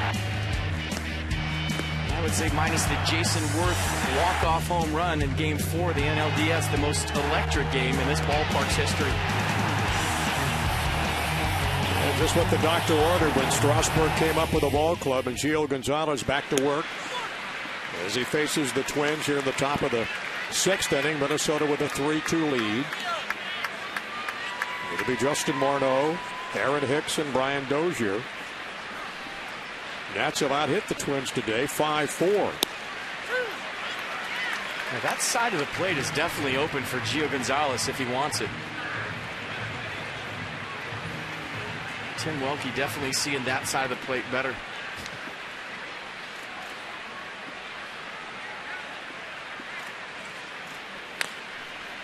Two home runs in this game, one by Mauer and one by Jason Worth.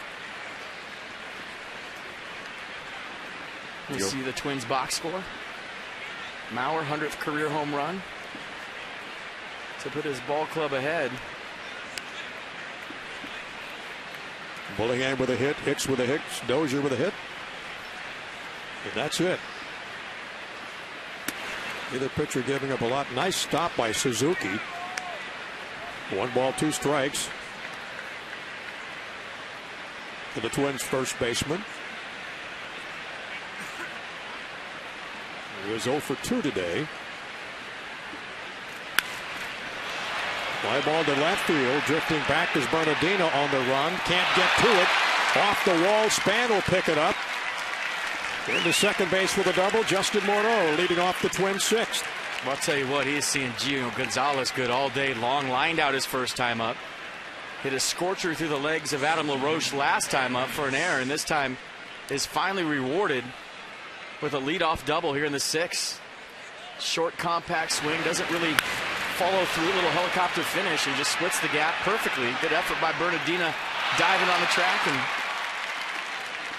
the Twins in business here in the 6th with a leadoff double. And Roger had a long way to go to try to haul that one in. Almost came up with it. That's the Twins' 5th hit. They got Morneau in scoring position down at second, and Hicks with a single and a walk against Gonzalez. Gio trying to get over that 500 mark at 4-3. And he'll take a strike. 95 pitches thrown by Gio this afternoon. And still got some pop. That was 93.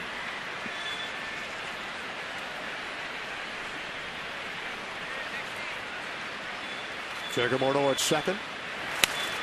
And a foul out of play.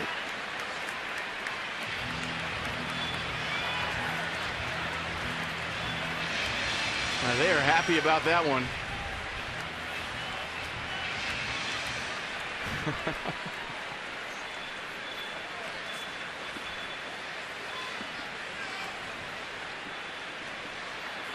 Bill Gonzalez with a count, no balls and 2 strikes.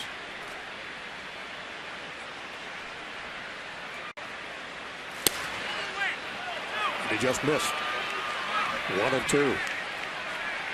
Well, you could tell by the body language from Gio Gonzalez he wanted this pitch. Borderline call.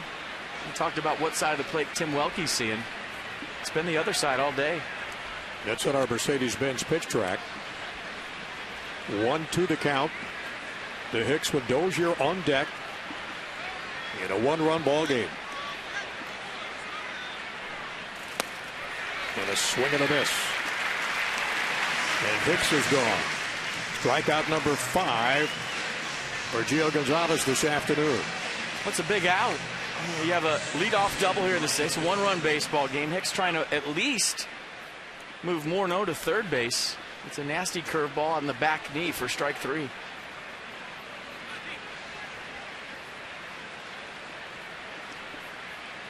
You know, the Twins second baseman Brian Dozier digs in now against Gonzalez. Breaking ball bounces up in the dirt, and Suzuki with a nice stop.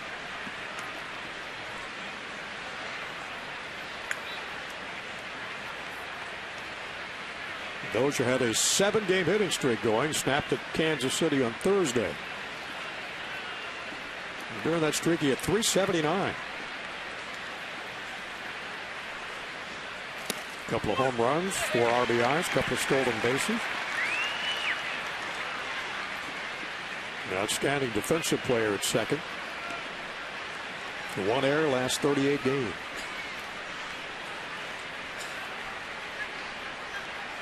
And here's the 1-1. And Gio misses outside. That's pitch number 101.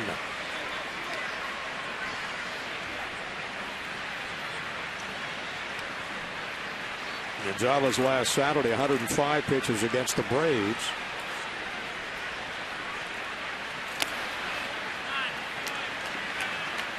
In fact, FP his last 4 games he's thrown over 100 pitches.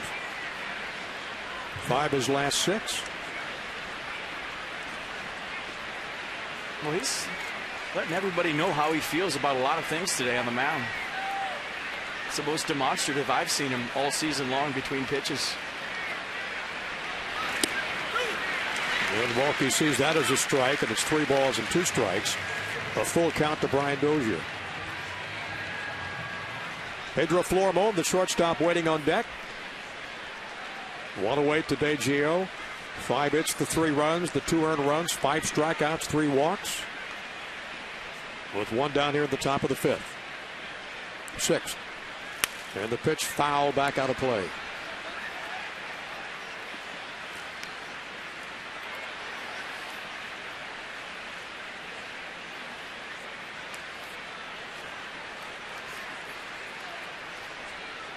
These Nuts trying to generate something to get some runs across the plate. And they've been tough to come by.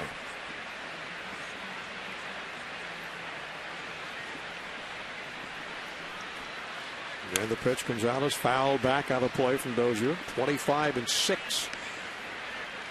And the Nats can get 3 runs or more.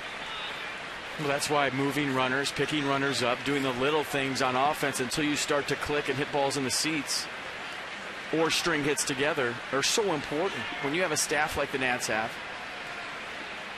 That stat says it all for me. Get to that magic number 3 and see what happens. Any way you can. Not a good swing from Dozier, and Gonzalez with strikeout number 6. He's retired Hicks and Dozier back-to-back. A changeup right there from Gio Gonzalez, 85 miles an hour for strike 3.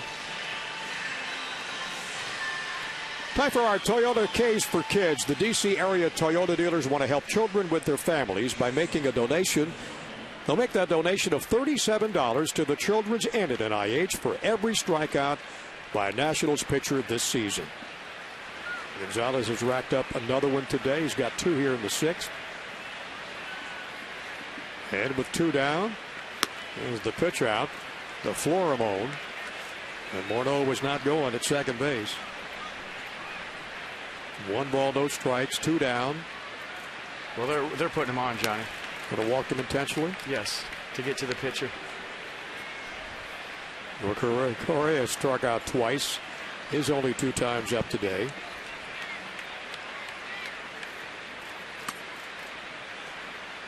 And this will be Gonzalez's 4th walk of the afternoon.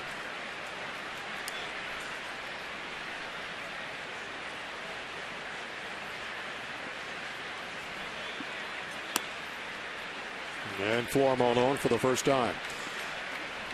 Take the season plan experience to the all-inclusive suite level. For information about availability and pricing, go to nationals.com/club3. Twins with runners at first and second. Florimon at first, Morneau at second. 2 down, and pitcher versus pitcher. Gonzalez against Kevin Correa. Club 3 is 25-6, by the way. When serving more than one person? Yeah. Score 3 runs or more, Club 3, 25-6. You have been there, I assume? Nope. I haven't either. I understand it's fabulous. Straight to and from the condo, Johnny. Yep. That's it. I see you pulling that bag along the way. Limo doesn't show up. You have to walk to work. A block. It's nice. Yeah, you can see it right from here, can't you? I can. Tell them what room I'm in, too, Johnny. Yeah. It's awesome. I can see them right now taking the furniture out of your apartment. No balls, 1 ball and 2 strikes to Correa.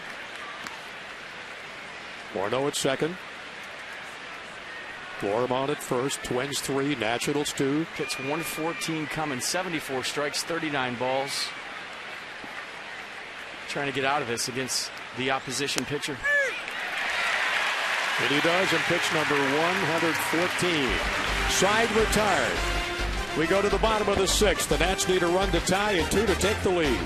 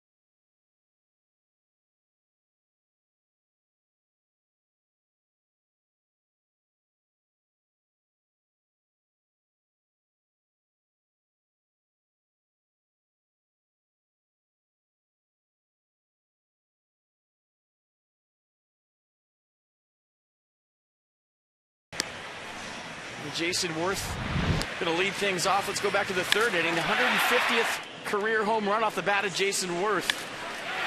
Put the Nats up 2-0, but the Twins have answered with 3. That's where we stand, 3-2. Remember, our Washington, D.C. Lexus dealers are donating $250 to Children's National Medical Center for every home run a Nationals player hits this season, so keep them coming. It's for a wonderful cause. Lexus, the pursuit of perfection. And we head to the Nationals bottom of the 6th inning. Worth 1 for 2, that 2-run homer in the 3rd, number 5 of the year. He's got the Nationals' only 2 RBIs, number 11 and 12. Great to have him back with the ball club and staying healthy.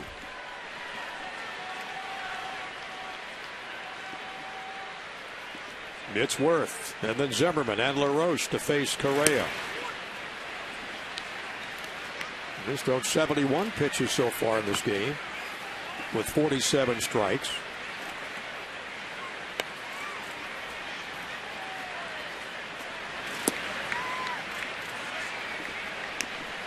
And it's 1 ball and 1 strike, and Fernando Abad loosening up in the Nats bullpen.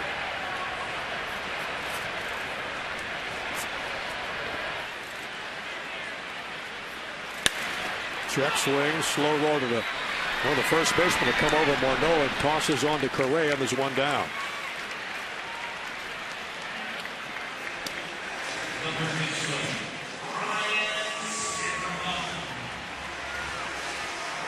Span 2 for 3, Worth 1 for 3. Rendon with a base hit and Bernardina. And that's it so far. 3 of those extra base hits. Total of 10 in the ball game. Each ball club with 5.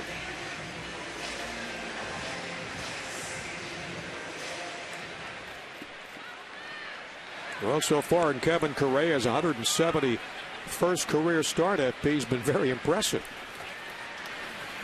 Well, I do a nice job of mixing things up. First pitch curveballs for strikes. Kind of pitching backwards American League style.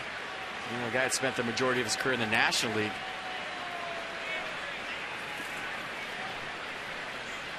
And it seems like these guys that change speeds a lot, that have that fastball in the low 90s, upper 80s, have given the Nats trouble here lately. Zimmerman didn't get all that one. Hits it to right, and Domich got it, and there's 2 up and 2 down. There were 2 down here in the bottom of the 6th. Let's go downstairs to Julie Alexandria. Hey guys, well, just a reminder for all the fans out there, tomorrow, June 9th, Sunday, is the Washington Nationals equipment drive. Both Chelsea Desmond and Jennifer LaRoche, wives of Adam LaRoche and Ian Desmond, are heading this initiative. This is basically a collection of all the equipment, any kind of used or gently used or brand new equipment, baseball, softballs, bats, batting gloves, catcher's equipment, anything you've got lying around the house that you're ready to give away. The equipment will benefit the youth baseball in D.C., specifically Capitol Hill Little League. There's a collection out in the center field gates that will be open from 11:30 until the end of the 3rd inning tomorrow. So come on by the ballpark. You don't have to have a ticket to the game. Just come on by and drop off some stuff and help out some Little Leaguers. That is cool. That's always looking to help the community, aren't they, FP? Yeah. So many different ways. You have any old gloves that you used you can bring along tomorrow? I don't. Okay. But if you did, you would bring them, I'd bring them all and give them to you, Johnny. Thank you. Adam LaRoche facing Correa for the 3rd time. He's 0 for 2 with a strikeout.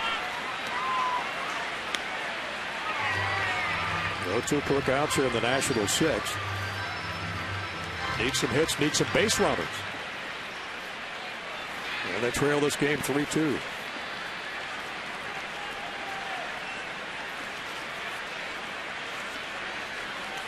Minnesota in town for the first time since way back in 1971. Frank Howard, the great senator, playing in those days. $120,000 they paid Frank to play. Denny McClain was getting $75,000. 31-game winner. Well, Hondo could hit him, boy. It was nice to see him throw out the first pitch in the playoffs last year. Goosebump moment here at Nats Park. Great gesture to get the big guy back in the ballpark, throwing out the first pitch. And Frank gets to some Nats games from time to time. Swing and foul back from LaRoche, stays alive with a count 2-2. Gentle giant, Frank Howard. Spent a lot of years in the Yankee organization as a coach, scout. And you see him pop up at various golf tournaments around town. Anything he can do to help the baseball community, he does. 2 balls, 2 strikes, 2 outs. Nats in the bottom of the 6th. LaRoche trying to get on against Correa with his 82nd pitch of this game. And LaRoche in the gap. That's going to fall in for a base hit. Nats 6 this afternoon, so LaRoche gets on. Well, the Nats did it with 2 outs in the 3rd after a single by Span and a home run for Worth, and Adam LaRoche with a 2-out knock to left center field here in the 6th. He's staying inside of that high pitch, getting on top, dropping it in front of Willingham. Keeping the line moving to Ian Desmond, who's had some good hacks today here against Kevin Correa.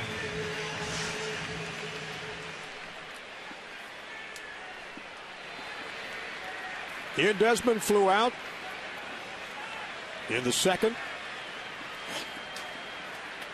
The Doman in right field. And grounded out his 2nd time up. A Florimon at shortstop. And no balls and a strike to Ian Desmond.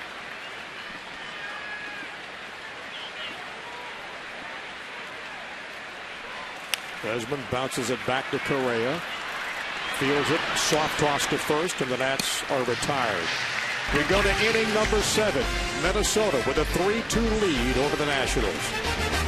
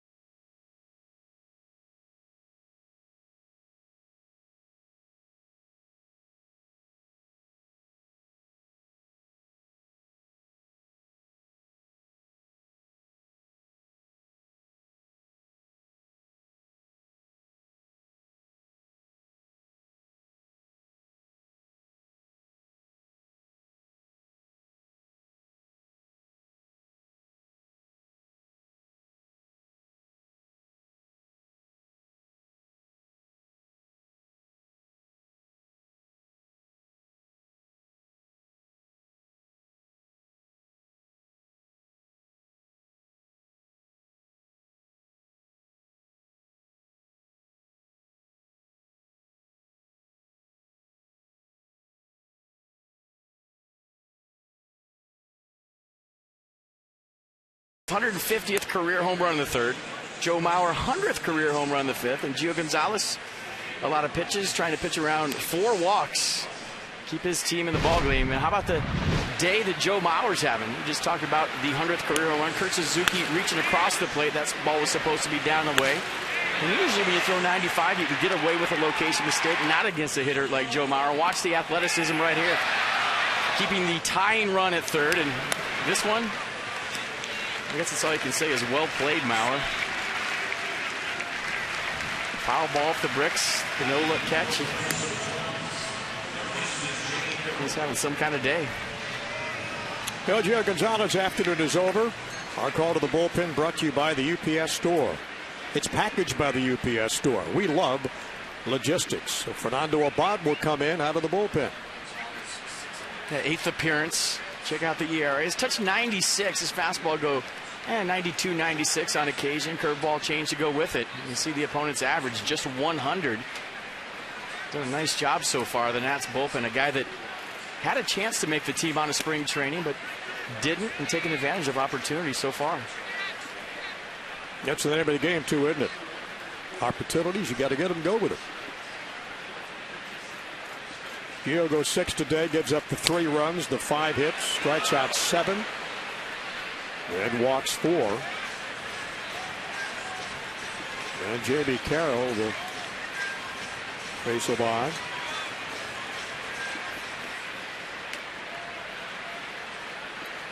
Six strikeouts, 1 walk, and 6 in the 3rd innings of work. AT&T Fact of the Game on J.B. Carroll. How about that? Look at his teammates. Numbers retired in Ottawa. By the Lynx. AAA rock stars right there. Just ask me.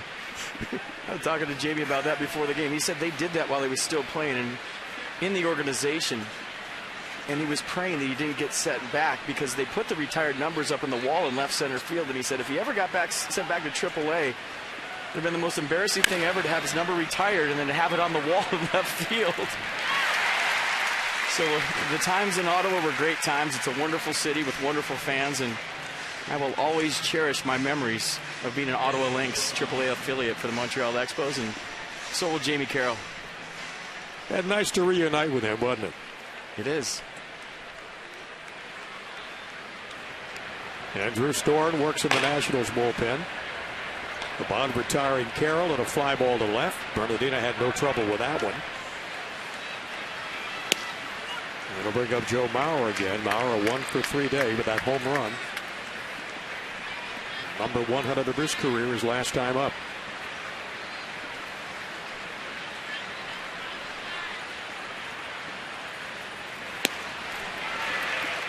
And he swings through that. Strike one. No balls, 2 strikes.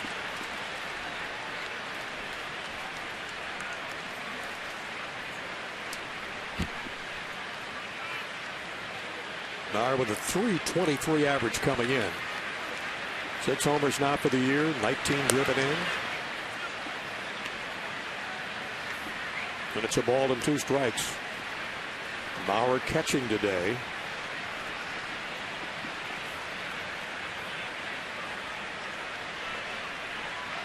Ian Doumit starting the catching duties for the Twins.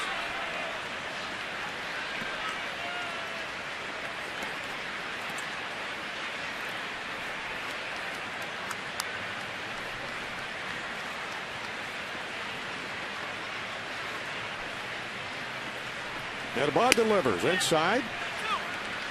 And the count goes full.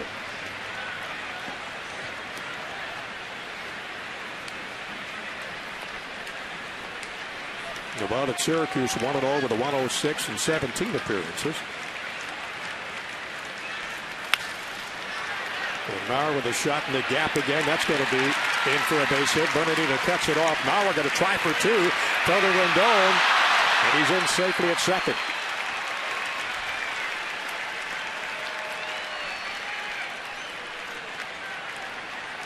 A good quick recovery by Bernardino. The ball hit in the gap. Well, that's how you hit 300. I mean, that's where the 300 hitters live. This fastball is 93 miles an hour. It's on the inner half. And watch Joe Mauer pull his hands inside the baseball, shoot that thing to left center field, and just beat the throw by Roger Bernardino. Short hopped Anthony Rendon. Couldn't handle it. But a nice hustle, 1-out double here in the 7th for Joe Mauer. That's just a pretty swing. I think he would probably beaten it out anyhow, wouldn't he, FP? It would have been close on a perfect throw, but it would have had to have been perfect. But watch him get his hands inside this baseball. 93 miles an hour in the inner half. Right where Kurt Suzuki wants it. Pull those hands in, fight the barrel of the baseball, and it takes a strong man to take that pitch and throw it in the gap the other way. Opposite field, Twins have their 6th hit. We'll change up from Abad to Ryan Doumit, way ahead in that swing, and it's 1 ball and a strike with 1 down here in the 7th inning. Twins 3 and the Nationals 2 at Nats Park, with 2 coming up tomorrow. Before the ball club hits the road and heads out to Colorado.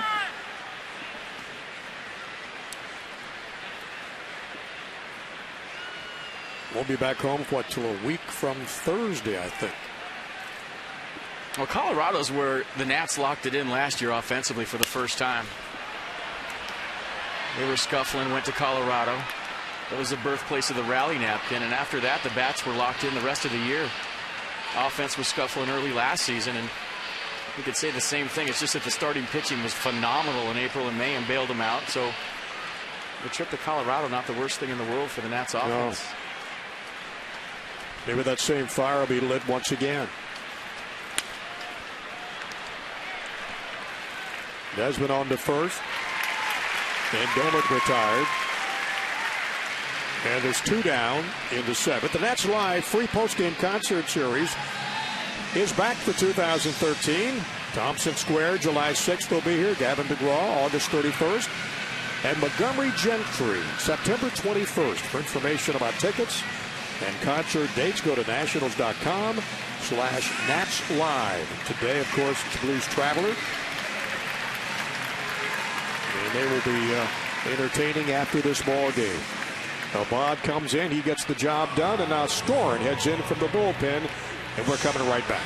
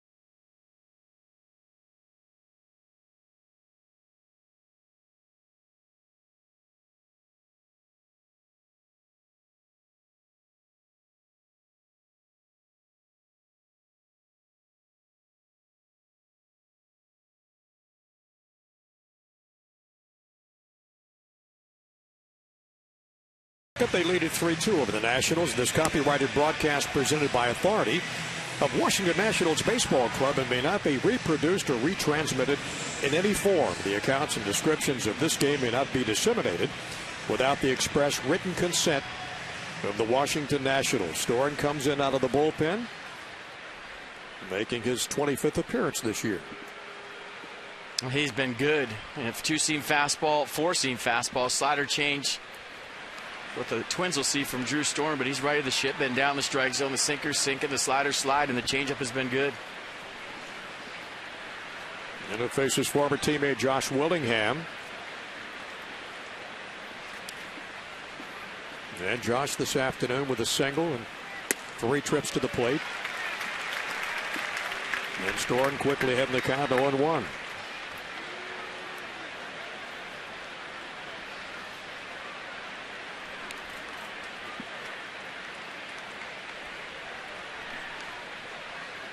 There's 2 away here in the 7th. In a 1-run ball game.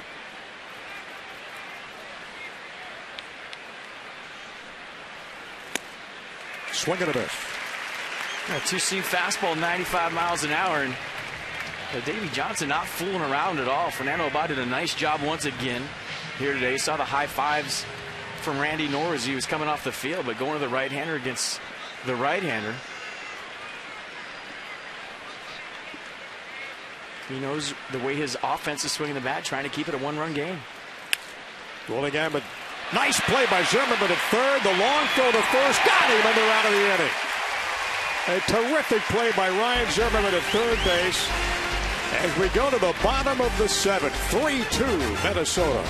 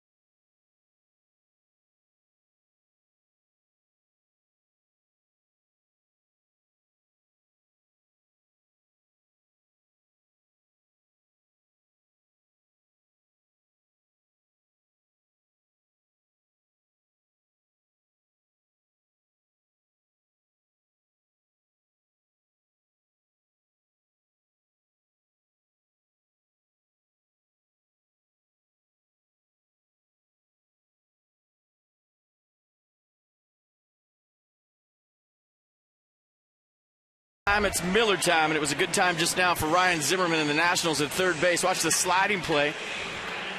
The good footwork to get back up, get rid of the ball quick, and right on the money to Adam LaRoche. Great play right there, saving a run and keeping this a one-run ball game by Ryan Zimmerman. That deserves a few knucks and some high fives in the first base dugout. Nobody makes that play any better than Zimmerman at third. You've seen that done time and time again. Anthony Rendon, Roger Bernardina, and Kurt Suzuki. Correa's longest outing this year has been 8 innings against Texas when he shut him out. He only gave up 6 hits. He's allowed the Nats today 6 hits. He's in the 7th now. And he's got a 3-2 lead. Rendon almost with a base hit down the left side. Foul. Trent Jewett quickly moving out of the flight of the ball. Young 22-year-old Anthony Rendon from Richmond, Texas. Went to Rice. That ball right up the middle into center field for a base hit. Correa thought he should have had that ball. That was a shot. He can hit. I mean, it's official. Watch this swing. Just roped one down the left field line, foul. Took a cut fastball right there, kind of pulled it up the middle, and Kevin Correa, look out. Off his glove, a little deflection piece, but it was hit so hard that it ricocheted all the way into the outfield for a leadoff single here in the 7th, and this will tell the story on the Exmo. And trust me, he did not have this much time to react to that line drive off the bat of Rendon. Almost went in his glove. Well, the Nats had the leadoff runner onto the first inning. Bernardino laying a butt down, foul down the first base line. Got the leadoff batter on. Again in the 5th inning. And they got the leadoff batter on here in the 7th. So Rendon leads off with a hit up the middle. Bernardino, he's got one of the Nats hits today.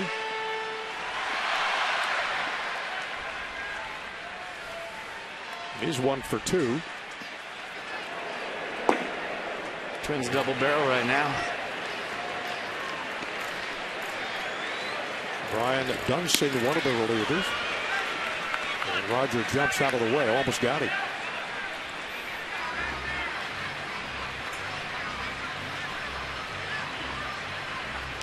Well, the Twins with some work in the bullpen. The Nats have got something going here in the 7th with a leadoff single from Anthony Rendon.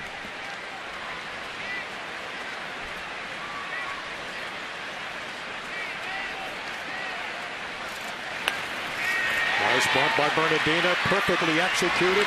Tossed to first, he's retired, but he got the job done, and Rendon down to second. It doesn't have to be perfect when you have a good runner at first base, and Roger Bernardino simply getting that ball on the ground quickly allowed Anthony Rendon to read it at first, advance, tying run in scoring position with one out here in the 7th. A nice job, Roger Bernardino. Yeah, that'll bring up the catcher for the Nats, Kurt Suzuki. Ken Clifford works in the Nats bullpen.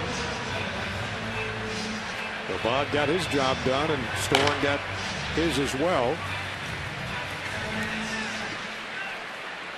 0 for 2 with the ground out, the line out. Hitting .234 now. With Rendon down at second base. And that's pitch number 91 from Correa. 89 to the gun.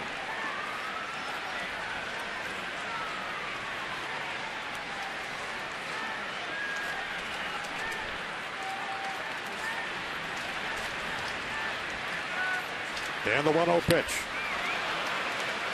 Counts even at 1-1. Mercedes on the pitch track, but watch the swing by Suzuki. That is not, I'm trying for a single right there. He's thinking 4-2 coming out of his shoes. Thinking he was getting a 1-0 fastball, got 1-0 off speed.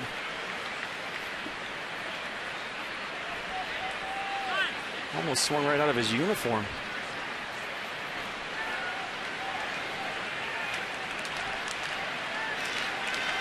You talk about guys durable on this team, and in Major League Baseball, FP, he is one of those.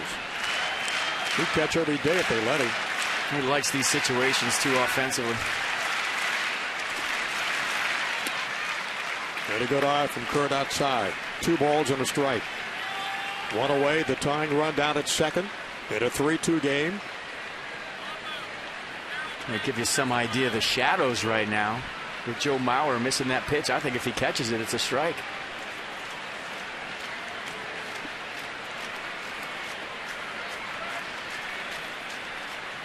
Yeah, tough time of the day to play, huh? Sun blazing down for the outfielders, right field especially. And the bouncing ball is short. He can't come up with it. And Rodon will score all the way from second base. Florimon tried to make the play, went right past him, and it's tied up at 3. Boy, you just knew if that ground ball took one more hop that Kurt Suzuki was going to beat it.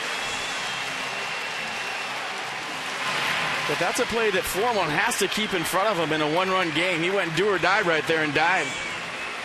Suzuki with the chopper off the plate, and you're watching this ball, and you know if it can hit the ground one more time, Kurt Suzuki with his speed has a chance to beat it out. So this little hop right here, you think Suzuki's safe, but he just whiffed on it. Kind of looked up at the last second. Nats catch a break, tie ball game with a go-ahead run on second base. Kurt Suzuki hustling in on the backside. Might be even bigger than the air itself. Nice job. And that's going to be it for Kevin Correa. Nats knocked him out with a 3-3 ball game. We're coming right back.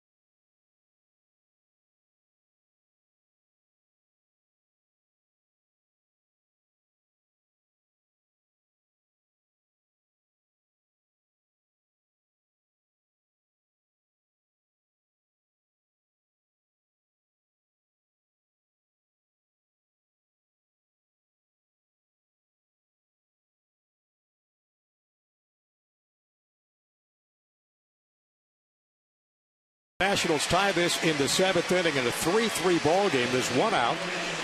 And Suzuki at second as Rodon comes all the way around. From second to score, he never hesitated, FP. He just kept it coming. Yeah, getting into scoring position right there. Wasn't just satisfied with getting on first base. Took a big turn around first, hustled into second base, and now the go-ahead run in scoring position for Steve Lombardozzi. And Brian Dunsing in his 29th appearance for Minnesota. The left-hander's 0-1 with a 4.45. A fastball, slider, curveball change. Fastball averaging 92 miles an hour. Likes the slider, throws it a lot. It's at 83. Brian Dunsing inherits the runner at second, which is Correa's responsibility. 1 away. Lombardozzi fouls it down the right field line. Long run. Ball barely out of play. Nobody had to really take off and try to catch that thing before it bounced up in the stands. He was playing deep in right field.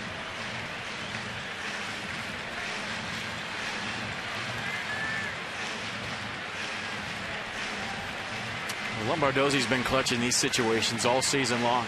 That's a proverbial right man, the right spot if you're the Nationals. Always seems to be making contact, too.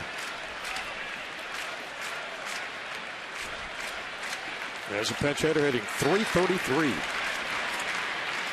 with 5 pinch hits. He's having trouble seeing the baseball. That's the second ball this inning that Joe Mauer's not caught. The sunny out in center field, shadows everywhere. I think both those guys are talking about it. This will give you an idea of what it looks like.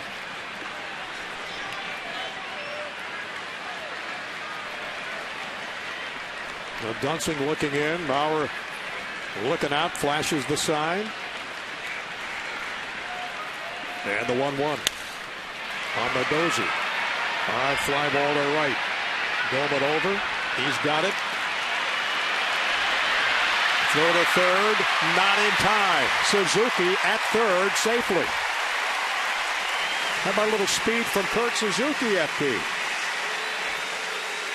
Very aggressive play by Kurt Suzuki right there, and might turn out to be very valuable with Denard Spano, who I think has 12 infield singles this year, which leads the ball club, steps into the batter's box.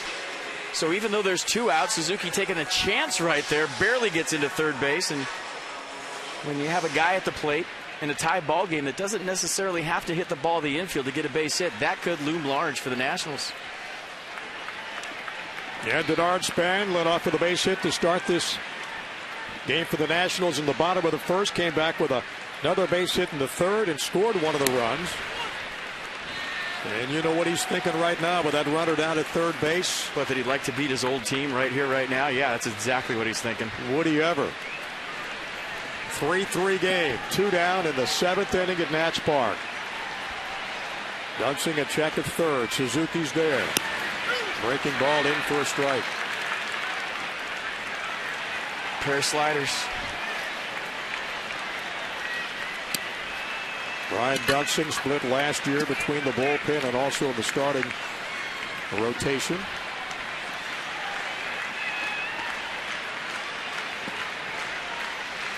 Left-hander against left-hander. That'd be a wild pitch alert here with 2 sliders. He might try to bounce one. Fastball misses outside at 93. 1-2. Show me fastball to get right back to the slider.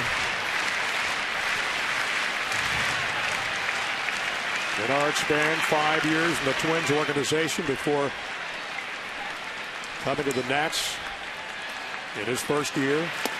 Taking the ball way outside. And it's 2-2.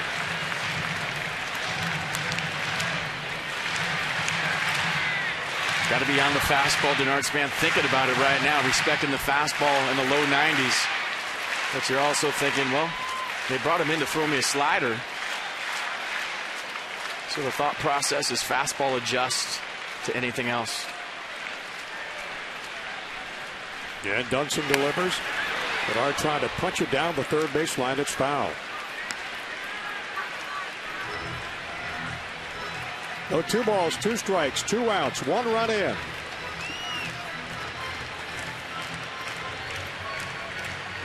.295, 15 RBIs, runners in scoring position.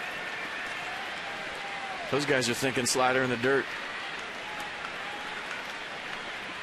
Fred Jewett down at third with Kurt Suzuki. Short lead off.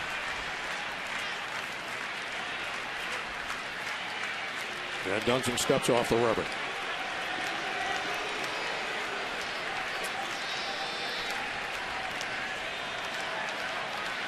Dunsing, 30 years old, 6 feet 205 from Marysville, Kansas. 193rd appearance. In the last 4 years, bouncing ball to short. Loremont on to first and barely beats Denard Span with a throw. So the Nats get their go-ahead run at third, but they do tie it up as we head to the top of the 8th, 3-3 ball game.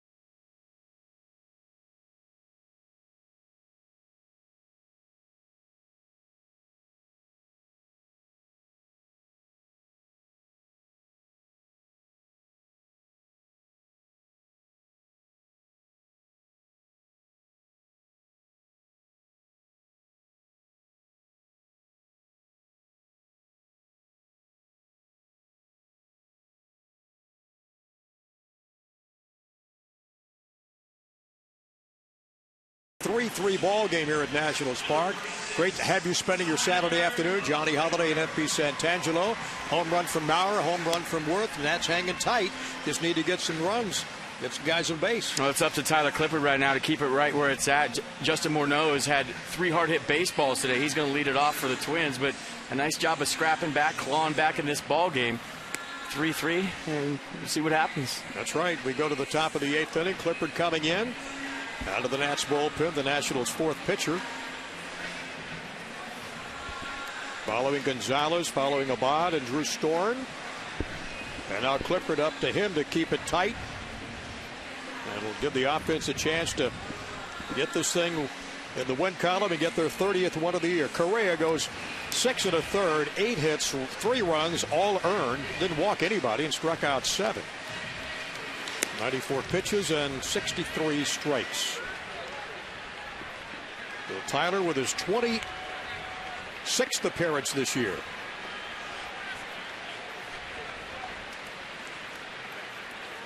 Got a nice 4-1 record coming out of that bullpen. And he will face in the Twins' 8th Justin Morneau, Aaron Hicks, and Brian Dozier.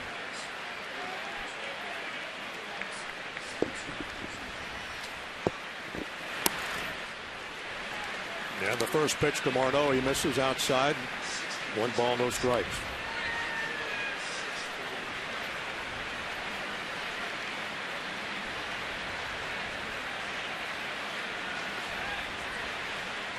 And the 1-0 pitch. 2 balls, no strikes. Morneau doubled his last time up in the 6th. Scored a run back in the 4th. And flew out to left. Roger Bernardina. And his first time at the plate. Boy, he was betting 2-0 fastball. Got a 2-0 changeup at 81 miles an hour. Nissan on the pitch track. So a couple of misses with the heater from Tyler Clippard. Good call by Kurt Suzuki. You could tell he was trying to win the game with 1 swing. Pulled the string.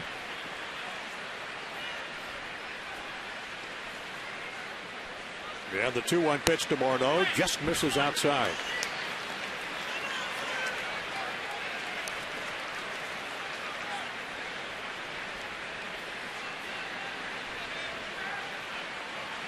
Justin Morneau, a great career with the Twins, on the all-time RBI list in this organization. He is number 5. And Clippard lost him and walked him.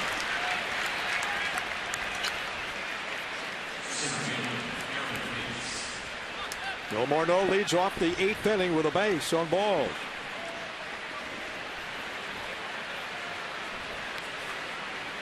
Hicks, then Dozier will follow.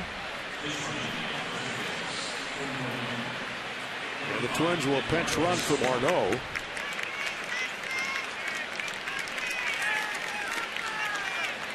As you look at Hicks's numbers today, 1 for 2 with a single and a walk. Now you'd think he's bunting right here, only hitting 160 left-handed this year, 243 right-handed. We'll see how they play it. Eduardo Escobar running for Morneau.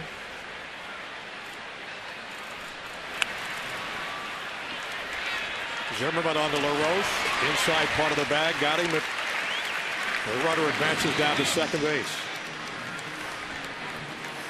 So Escobar to second. I just can't tell you how much pressure that takes off the bunter when you put a pinch runner in there and you know you have some speed on the bases. You don't have to be fine with a bunt. Just get it on the ground. We saw it with Roger Bernardina. Well done in the bottom of the 7th and the top of the 8th. The Twins do it here.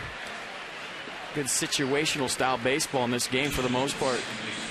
Well, Minnesota with a go-ahead run at second base. And that'll bring to the plate Brian Dozier. Well, Dozier will not hit. It'll be Parmelee hitting for Dozier. Chris Parmelee steps in. Hitting .225 on the year.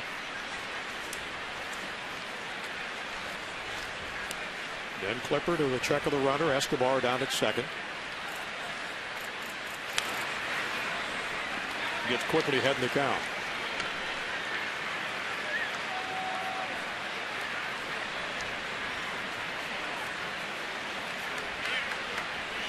Chris Parmelee with 36 hits this year, 5 home runs, 14 driven in. Yeah, hot hitter right now, just off a 6-game hitting streak where he went 8 for 22, 364 with a homer and 2 doubles.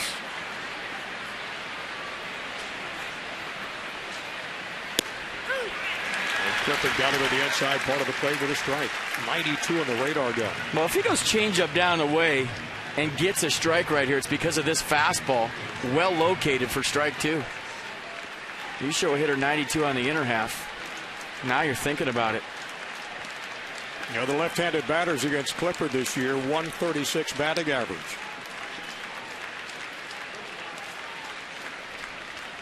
And he's ahead in the count, no balls and 2 strikes. The pitch to Chris Parmelee. Ball gets away from Suzuki, and down to third goes Escobar. That is a huge 90-foot mistake right there for the Nationals. Huge. So Escobar winds up at third. And good job with a little footwork here by Parmelee, and there's not a whole lot Kurt Suzuki can do. Goes to the emergency backhand, but now you got to bring your infield in. And it's a strikeout situation for Tyler Clippard. And he is ahead in the count, 1 ball and 2 strikes. There's 1 away in this tie ball game. The go-ahead run down at third. Pinch runner Eduardo Escobar. And Clippard misses outside, 2 balls and 2 strikes.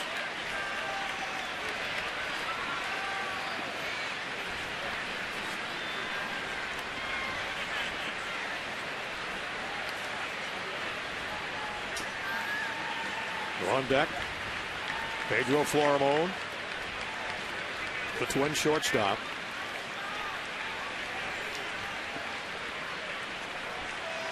The 2-2 pitch to Parmelee on the way.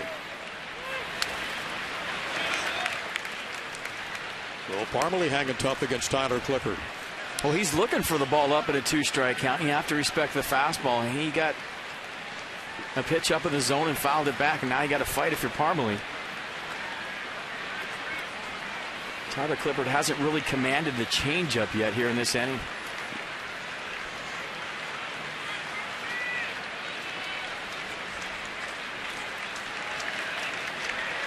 And the 2-2 on the way. Swinging a high fly to left field. Nandina coming in. He'll take it. And they're not going to send Escobar from third. No way. Ball hit too shallow, FP. No, there's 2 away. And a huge out for Tyler Clippard. Huge. And you talk about the pitch right here. He located this changeup. Parmelee just couldn't get enough of it to get it far enough for the sac fly. Bluff that third base to draw a throw, but a big out for the Nats here in the 8th inning. Great pitch by Tyler Clippard. Well, Pedro Florimon, 2 strikeouts and a walk. In his 3 trips to the plate today, will face Clippard with that go-ahead run at third base.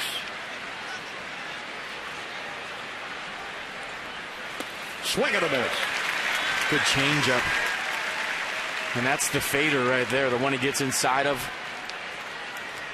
It goes down and away from a left-hander. They had nasty late movement. Florimon has driven in 13 runs this year. Hitting from the left side, he's a switch hitter. Bouncing ball to Clippard, quickly off the mound, the throw to first base. He got him buried. Heck of a play by Tyler Clippard, FP. Well, just a reaction play. We saw the same thing with Kevin Correa earlier in the game. And Tyler Clippard, the go-ahead run on third base, get a glove on it. And then don't panic. Good throw, big out. Wow.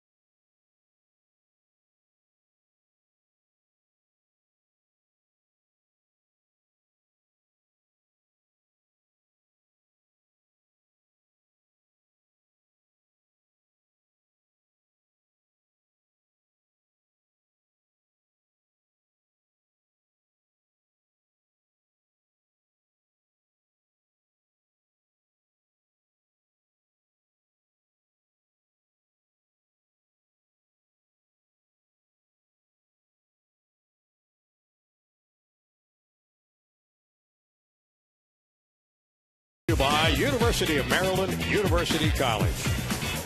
3-3 game at Nats Park this afternoon. The Nats tied it up with a run, as you see, in the bottom of the 7th. We go to the bottom of the 8th now, and a heck of a job by Tyler Clippard to get out of that top of the 8th inning. First place, Potomac Nationals back in action in Woodbridge for a 3-game set Friday through Sunday.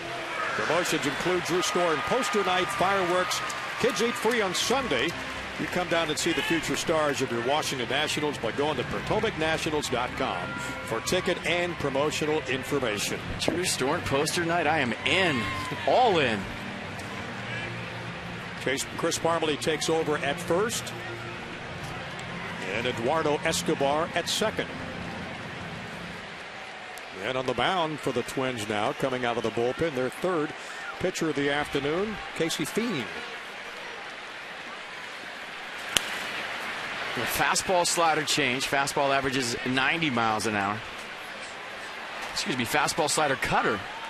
Likes the cutter at 85. Goes at about half the time.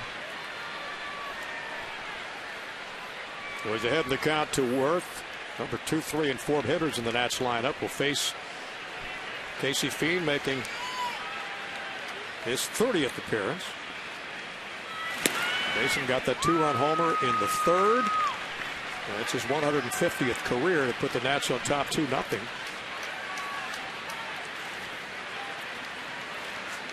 And the 1-1 to Jason. 1 ball and 2 strikes.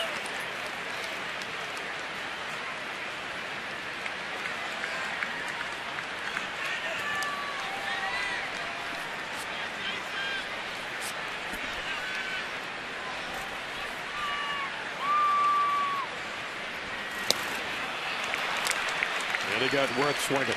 That's a cutter right there. That was nasty and late. So Fiend's first batter, he strikes out Worth. Ryan Zimmerman fan challenge is here. Visit Facebook.com/MASN-Nationals before June 16th. You submit a video challenging Ryan to any competition of your choice.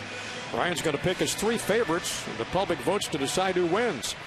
That's the Ryan Zimmerman fan challenge presented by Care First, who encourages each of us to take that first step towards a healthier and more active lifestyle. I challenge you to a wheelbarrow race. Thanks. Zimmerman 0 for 3 today with 2 strikeouts.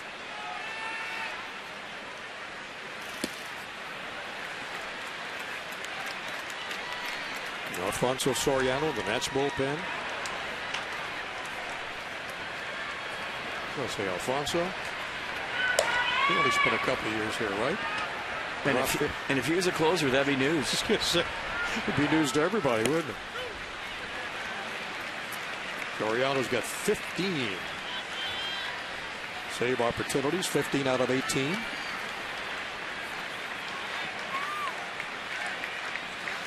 One ball, 2 strikes to Zimmerman. Nobody on. 8th inning, 3-3 game.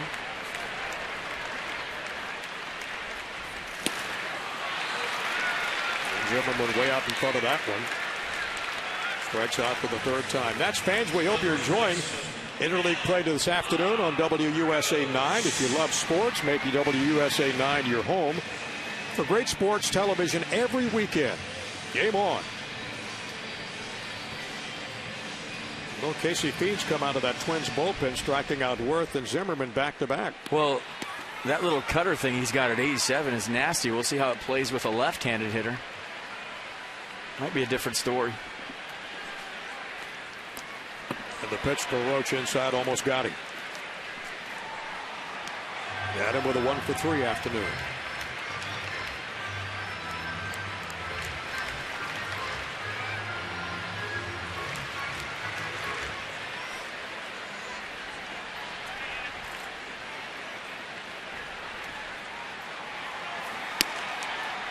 And a check swing. Mighty in the gun, and he missed 2 balls, no strikes. Yeah, lefty's struggling as well off Fiend. LaRoche looking for something to drive. High fly ball to center. Hicks coming over. And it's a 1-2-3-8 as Worth goes, and Zimmerman retired, and LaRoche as well. To the top of the 9th we go. Minnesota 3, and the Nationals 3.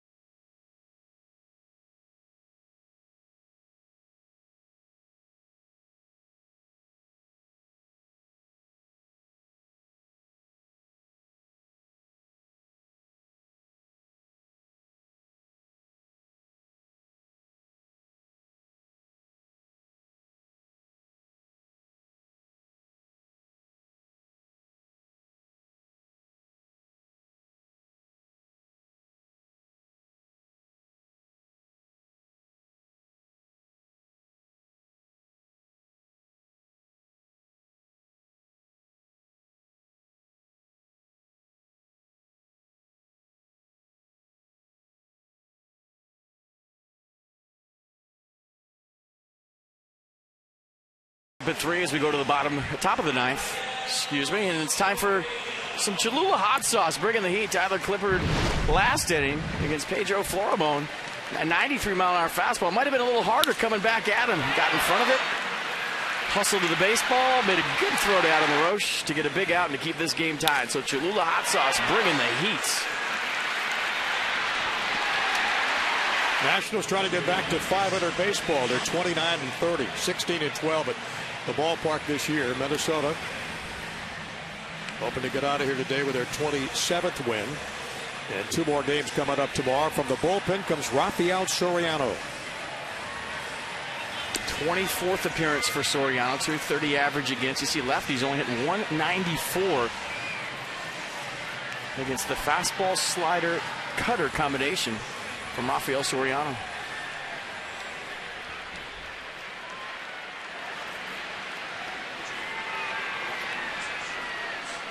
And the Dodge inside the numbers. Consecutive innings pitched at home without allowing a home run by relievers. Active streaks. The Nationals 59 in the 3rd innings.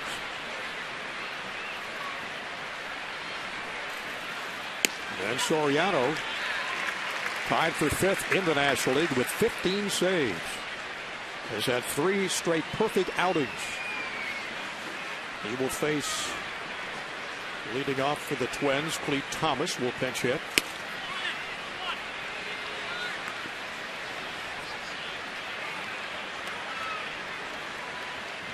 Thomas from Jacksonville, Florida.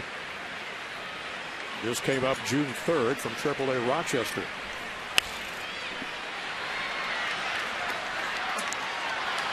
He was 0 for 4 Thursday at Kansas City.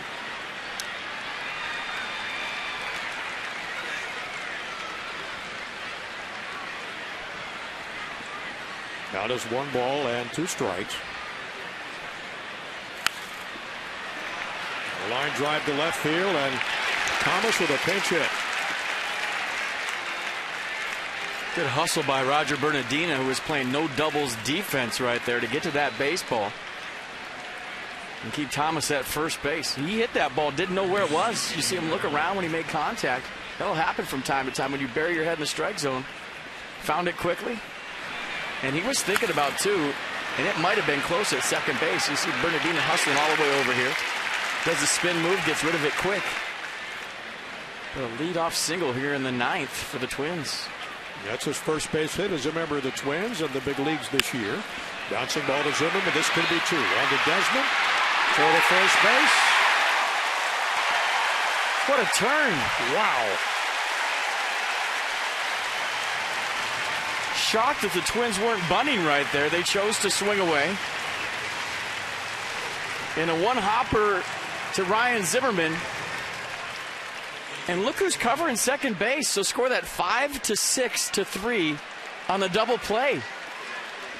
Ian Desmond in traffic, takes a spike, and turns the amazing double play here in the 9th inning. Wow. Well, you hardly ever see that, do you? 5-6-3. No. Third to short to first. And the reason I think that happened, Nats are thinking bunt. And a bunt play with Anthony Rendon, a new second baseman, he's got to cheat over to first base to cover for the bunt. Right. Ian Desmond's covering second base on the bunt. They were fooled by Jamie Carroll swinging away in a bunt mode right there. Desmond was the closest guy to the bag. He just took the throw. So his job to cover second on the bunt. Jamie Carroll swung away, and that's how you get a 5-6-3 double play. Nicely done. And what's even tougher about that play, he's coming across the bag, throwing away from the first base bag. Great double play. Zimmerman, Desmond, LaRoche. This heads up by Ian Desmond, knowing that his second baseman was probably vacating the premises to go cover first. He's thinking, I'm covering second.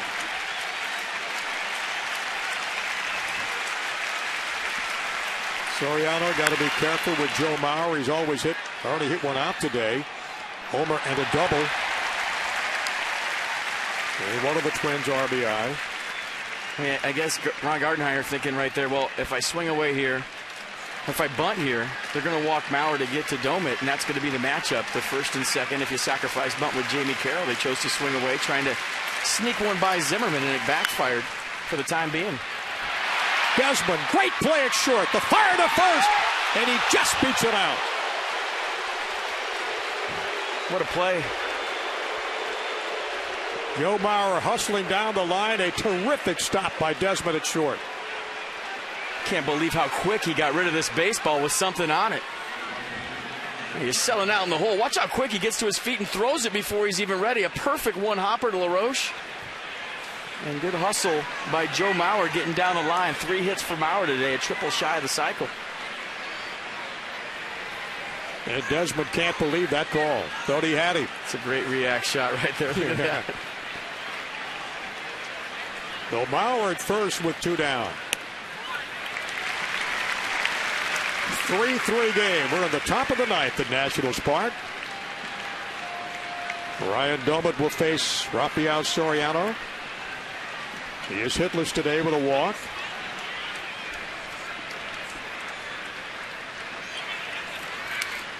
Swings and fouls it back. Josh Willingham on deck, the former National.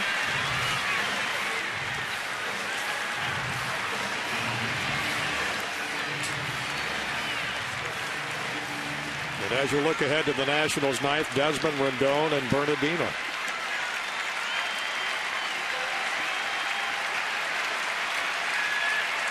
Here's the pitch. Wow, foul back out of play down the left side.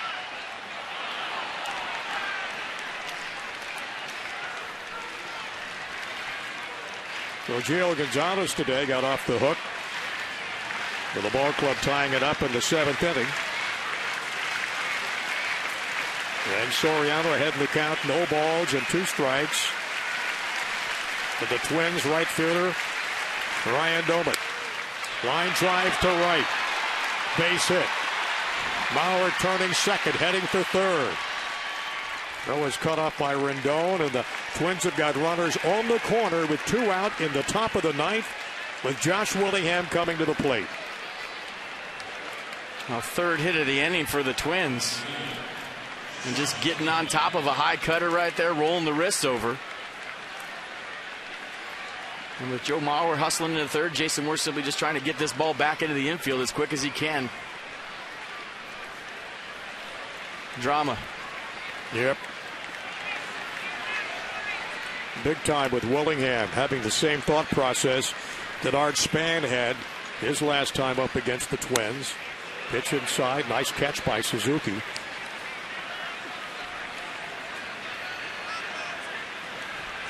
Willingham on the road trip is 4 for 10 coming into Washington. With a couple of RBIs. 1 ball, no strikes.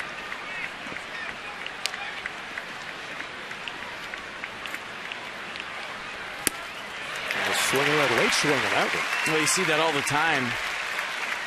on the Soriano fastball. 91 miles an hour, but it's got some late life to it, some deception in the delivery.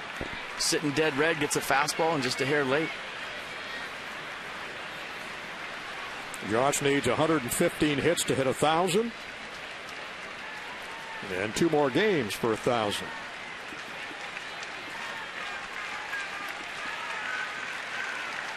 Here's the 1-1. Blows it past him at 93.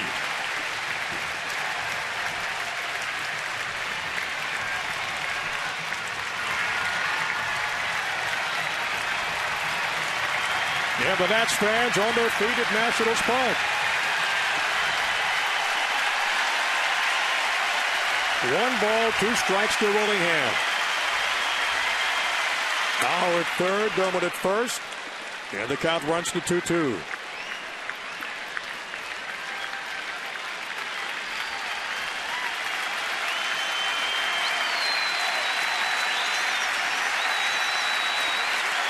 Looks like everybody in this ballpark on their feet right now. Pitch high and tight inside at 92. Soriano 19 pitches in this inning. He's given up 3 hits.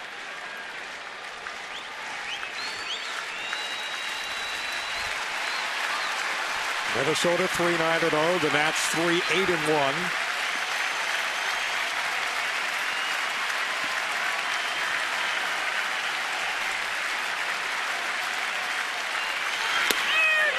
Got him with a call, third strike.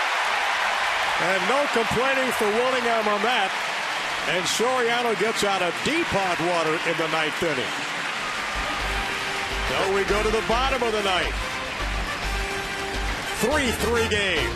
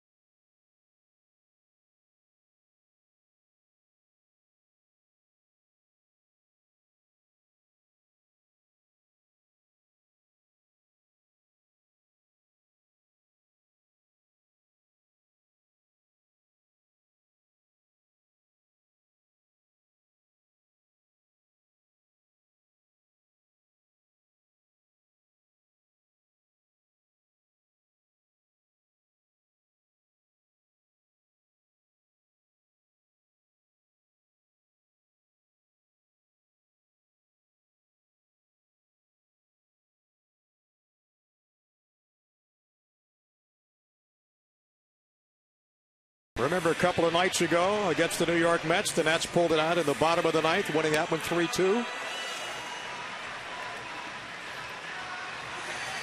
Well, the Twins making another call to their bullpen. Jared Burton will come in his 28th appearance.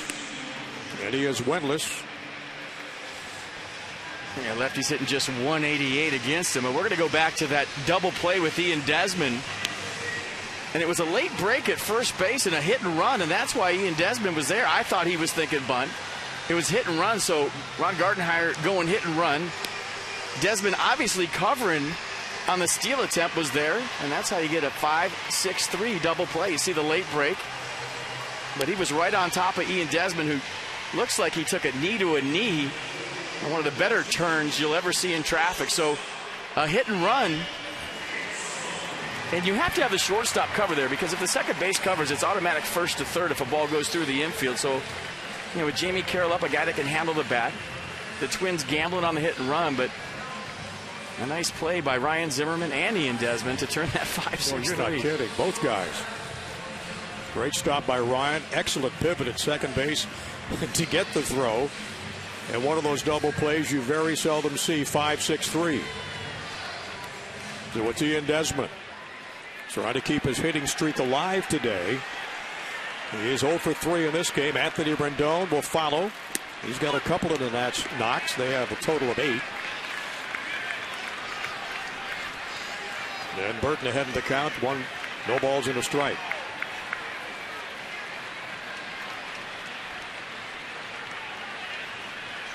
Burton's 25th appearance of the year for Minnesota. Giving up a couple of home runs, a 3.29 earned run average. FP long day tomorrow, huh? Yeah, where else would you rather be? A doubleheader at the Yard against the Twins? Bring it on. Yep. 1:35 first pitch, 7:05 the nighttime game. That'll take care of the interleague series with the Nats and Twins this year. 2 balls and a strike to Ian Desmond. We're at the bottom of the ninth in a tie ball game 3-3. And Desmond fouls it back down to the right. Twins came in after losing the last 2 ball games to Kansas City on Thursday 7-3 at Kauffman Stadium.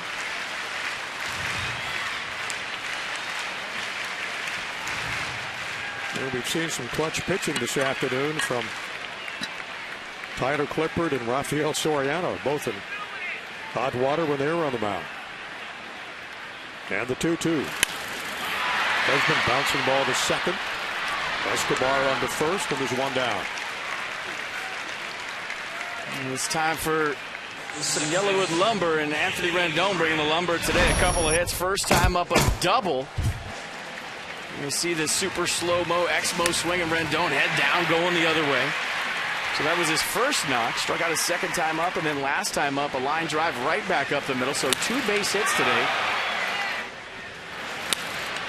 for Anthony Rendon. Find your happy place or just build one with the Yellowwood brand pressure-treated pine. If it doesn't have the yellow tag, you don't want it. And Rendon, a high fly ball down the right field line. It's in the seats out of play. Rendon on base 13 times. 14 times, including twice today at 9 starts. Well, we said we go back to him. Why not? It's about that time, right? There's your guy, huh? Sure. Yeah. Little rally He beer. said, I can't see. Little rally beer here in the ninth. And quickly, Burton ahead in the count. 0-2 to Anthony Rendon.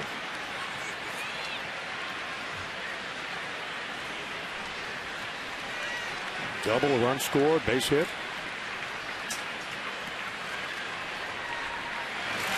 And the pitch just misses outside. 2 balls and 1 ball and 2 strikes. 41 away. Roger Bernardino will be next. And then Kurt Suzuki. And the 1-2. And Rendon strikes out for the second time. MLB celebrates 11 years with new low yearly prices. You can watch every out-of-market game live at over 350 supported mobile and connected devices in HD quality with MLB.TV Premium. Visit MLB.TV today. MLB.TV. Baseball everywhere. Bernardino with a 1-for-3 afternoon. He'll face Jared Burton.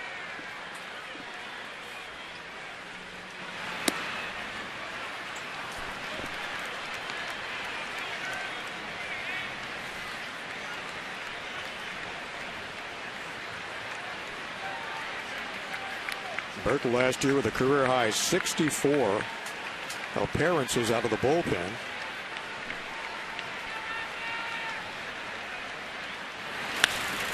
And Bernardino sends a high fly ball to center.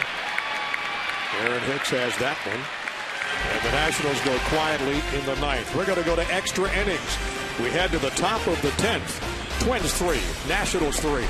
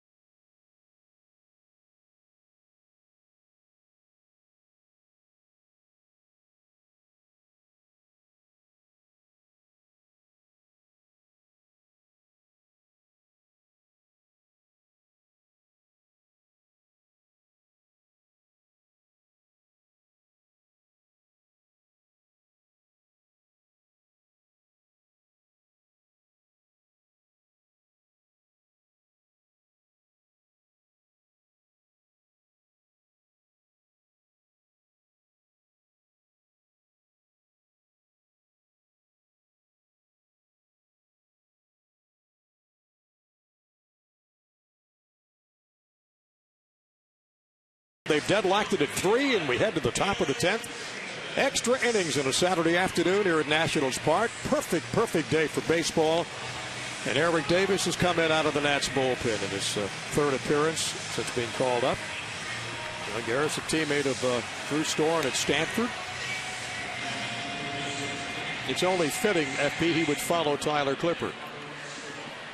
Well, his job, obviously, to keep this game right where it's at, come in here and pump strikes and get his team back in the dugout. Eric with a walk, 3 strikeouts, giving up a couple of runs, 4 hits. And his work out of the pen. So the Nats have used Davis, Abad, Clippard, Storen, Soriano. With only Cedeno left and Kroll left and Stammen left in the bullpen. Raphael, 1 inning, gives up to 3 hits. No runs. And Davis to face Eduardo Escobar. A 2-seam fastball, curveball change. At that 2-seamer will average 93 miles an hour. Got some late run on it. We've seen him touch 95, 96.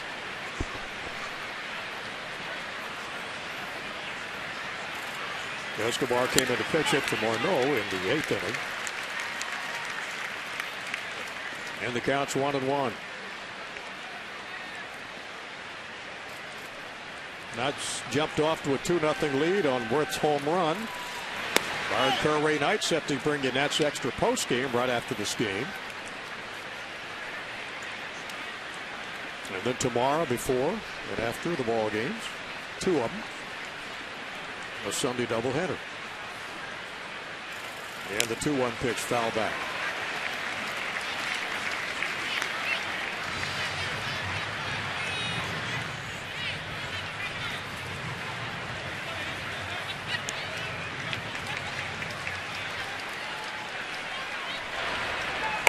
And there in the bullpen for the Twins, Josh Wienicki, born in Baltimore. And Bell tries to make the diving grab, can't do so. And Escobar had a notion to take 2 and wisely stays at first base. Well, the Twins got the leadoff runner aboard. It almost looked like he overdove this ball and it went behind his glove. Good effort by Rendon. You see him laying out right here. And the ball kind of going behind his glove. And we'll see how the Twins play it now. With their leadoff man aboard here in the 10th. And the Twins had their 10th hit of the afternoon. Little conference at the mound with Desmond and LaRoche and Eric Davis and Kurt Suzuki. Well, Aaron Hicks sacrifice bunted his last time up. Laid a nice bunt down with the speed of Escobar at first base. You'd think they'd try that again. Steve McCatty going to come out and go over the possibilities maybe that the Twins are going to do here in the 10th. Young Eric made his debut Sunday in Atlanta. He made his last appearance against the Mets on Wednesday. Ian Kroll begins to loosen up. Nats are down to 3 relievers in the bullpen.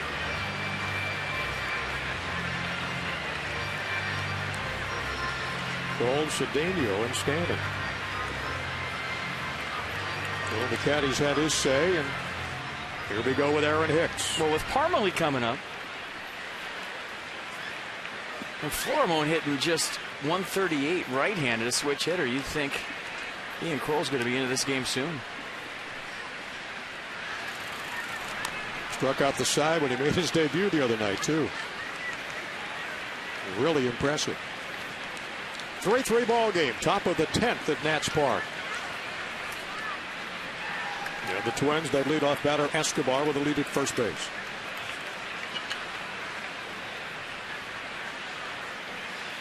And Davis will keep him close. There's a lot of things going on right there. It's a hit and run check basically, and you're watching the hitter's hands and Aaron Hicks to see if he's showing bunt. So you can accomplish a couple of things by throwing over in a situation like that, trying to see if the other team will tip off their hand. Nice bunt laid down. Davis on to first to LaRoche. He got him at first on a close play, but he got the job done. Escobar gets down to second. So there's one out here in the Twins' 10th. And Rendon covering first right here. A little bare hand play by Eric Davis, throwing a sinker, maybe a little cutter actually to first base. Rendon digging out the low throw, and here we go. Decision time for Davey Johnson and the Nationals. Well, Davey heads to the mound. And that means Ian Kroll gets the call to come in from the bullpen for the Nationals. We're coming back at a 3-3 ball game. Davis did his job, and Kroll coming in.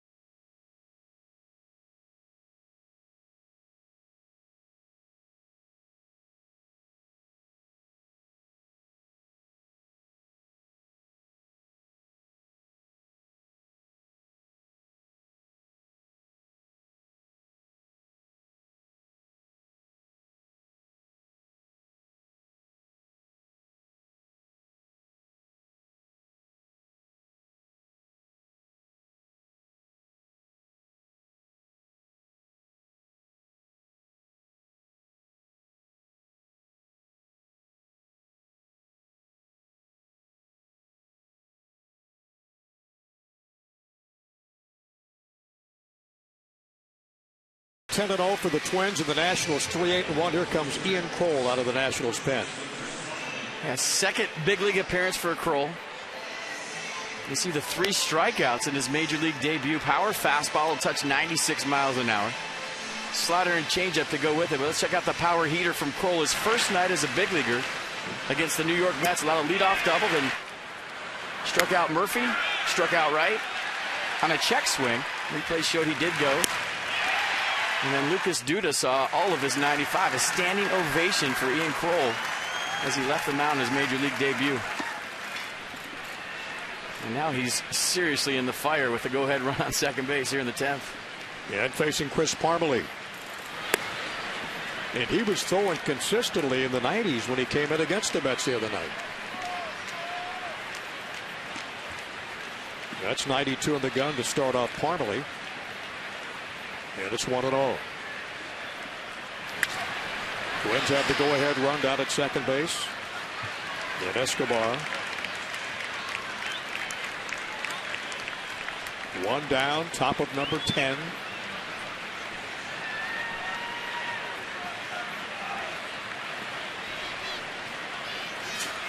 Twins haven't scored since back in the 5th inning. The Nationals tied it in the 7th. Bouncing ball to LaRoche. He'll take it unassisted to first, and there's 2 down. And Escobar advances down to third.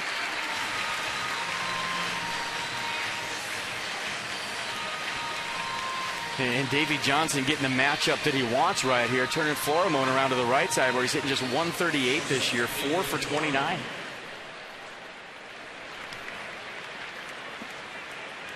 Versus 287 left-handed.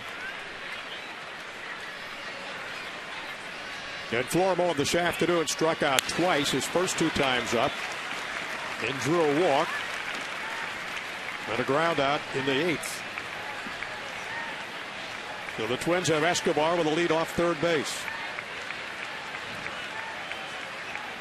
And the left-hander Kroll delivers. Swinging a high fly to center field, and Art Span will bring it in.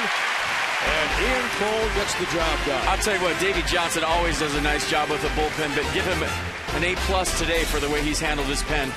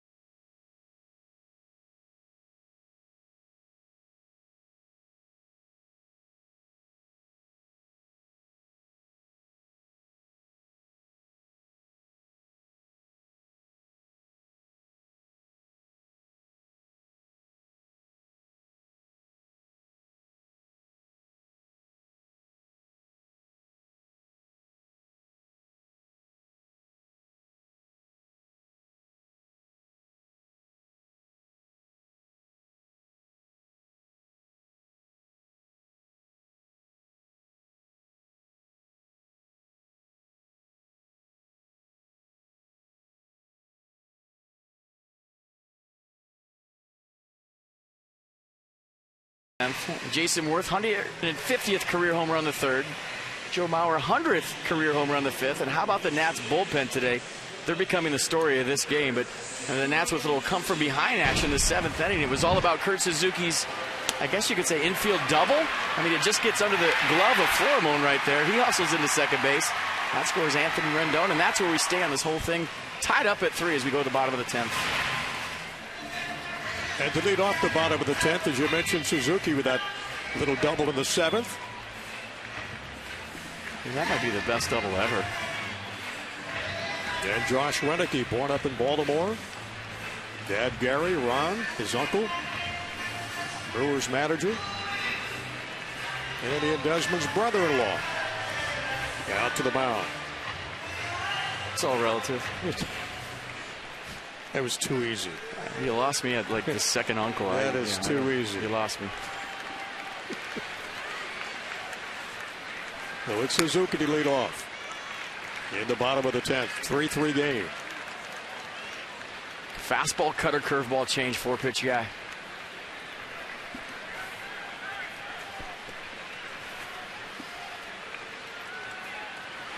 Curve of the RBI double, lines it to center. Aaron Hicks drifting back. And retires Suzuki in the 10th. Tell you what, Kurt Suzuki hitting .238. I know he just got that infield double we showed, but I promise you he leads the Nationals in hard lineouts this season. Second one today, lined out to third, now line out to center. Well, the Nats will bring Chad Tracy to the plate.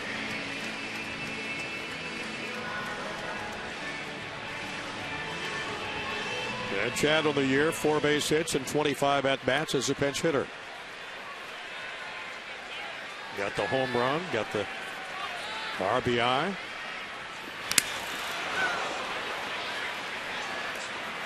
That was a direct hit.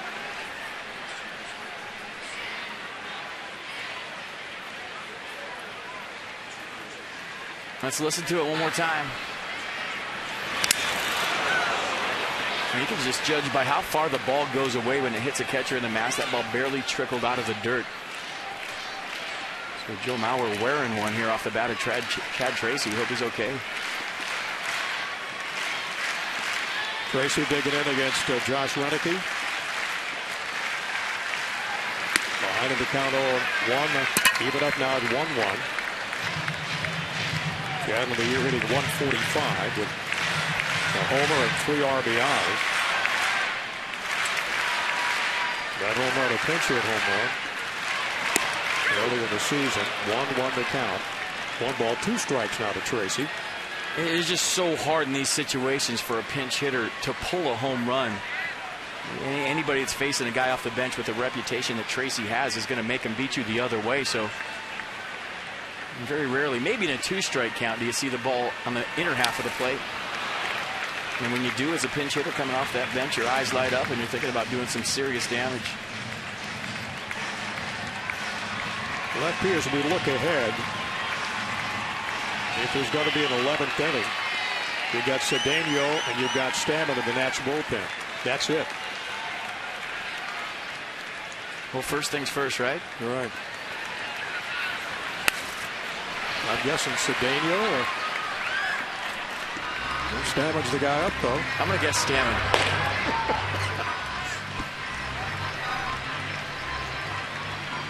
Well, Craig can give you 2, 3, 4, 5 innings if needed. 1 ball and 2 strikes now to Chad Tracy. With Denard Span on deck. And we'll go back to the top of the Nats order. And Tracy fouls it back and stays alive.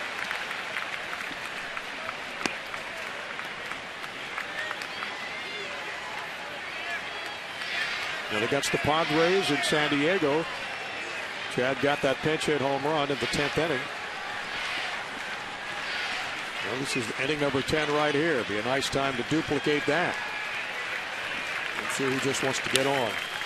Swinging a high fly to center field. In will come Hicks. We had 2 up, then 2 down. Tracy gone.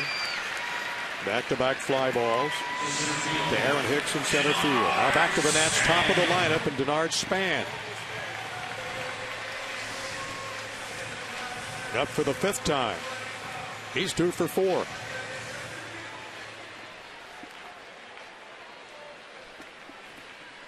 See, this is where little guys will see something on the inner half late in the game.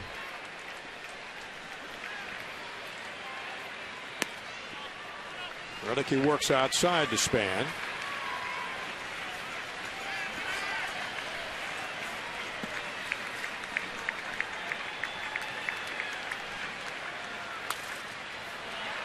Last outing for Redicky up in Baltimore.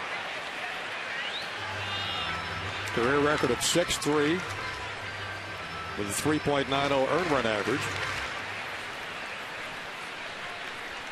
And he can give Ron Gardenhire some innings. He's gone 3 or more out of the bullpen 8 times in his career.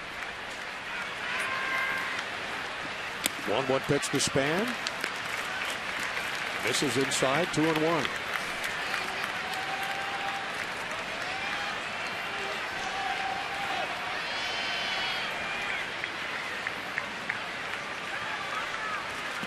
Last year, the workhorse. In fact, he led all major league relievers. 88 and 2/3 innings pitched. Did you look out at the scoreboard by any chance? Just being told that the Mets game has moved to the top of the 20th. Marlins Mets tied at 1. Top of the 20th. Wow. Texas and Toronto in 18. They're in the top of the 20th. Rally hats are not working in Major League Baseball today anywhere. How about the other day with Seattle? That one was a classic too. Denard Span steps out of the box. Count is 2 balls, 2 strikes with 2 down. On the bottom of the 10th inning at Nats Park, 3-3. Nationals just trying to get a runner on base. And Jason Worth standing off to the right in the on-deck circle. I mean, if this thing goes to the top of the 20th, Blues Traveler could break up. Yeah. They could be traveling in different directions getting out of here.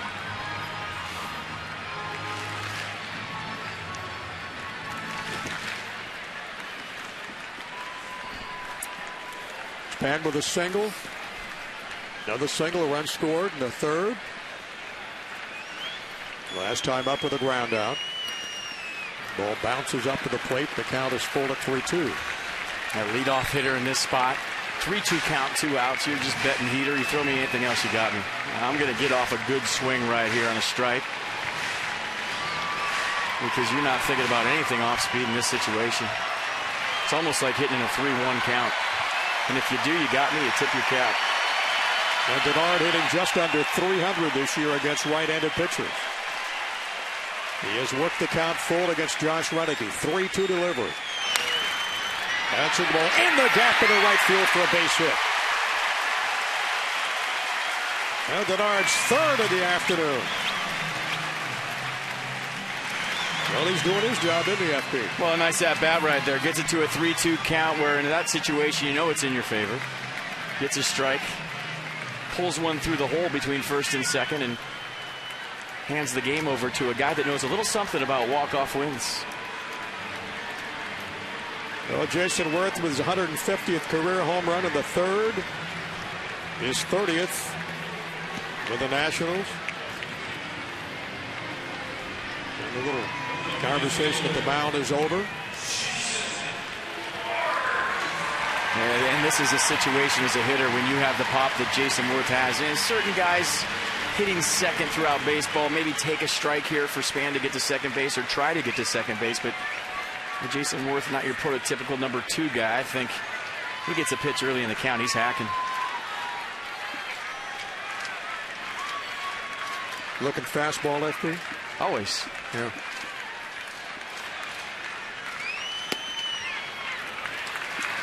And Redicky misses up high and tight. 92 in the gun for Redicky. 17th pitch of the inning for the Twins reliever. Earned run average of 3.10. He's given up 4 home runs this year. 3-3 game. That's at Span at first. 2 down. Throw back. Back in time.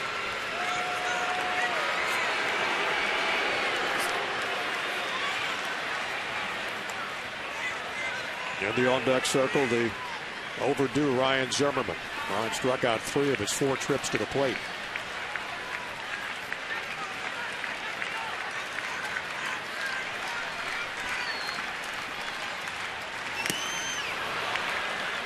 And the count even at 1-1. Roenicke, a 1-1 to the plate right there. Slide step action on the 1-0 pitch to Jason Worth. That is somebody, even if you're a base stealer, with that time you don't run on. Unless you peek in and know you're getting an off-speed pitch. A guy that quick to the plate. It's tough to rip a bag, especially in this situation where the whole ballpark's thinking about it, the other team's thinking about it, your ball club's thinking about it. Good look at Span with the lead off first. Count even to Jason Worth at 1-1.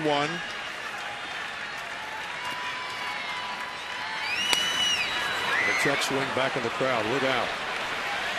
No damage done, nobody hurt. But Roenicke gets ahead in the count to Worth. 1 ball, 2 strikes. Yeah, 1-1 to the plate right there. And I've talked about it before. Say you got a major league catcher that's 2.0. A good base stealer, it takes 3.3 seconds from the time you start to the time your hand hits the bag at second base. So 1-1 plus 2-0, 3-1. That's too fast. Maybe you get a pitch in the dirt right here if you're a Nards fan, but it's going to be tough if he's thinking about going. He stole 6 of 9 bases. Bouncing ball to short. Flip on Escobar at second for the force, and the inning is over. So we go to the top of the 11th in Washington at Nationals Park. The Twins 3 and the Nationals 3. The Nards fan limping.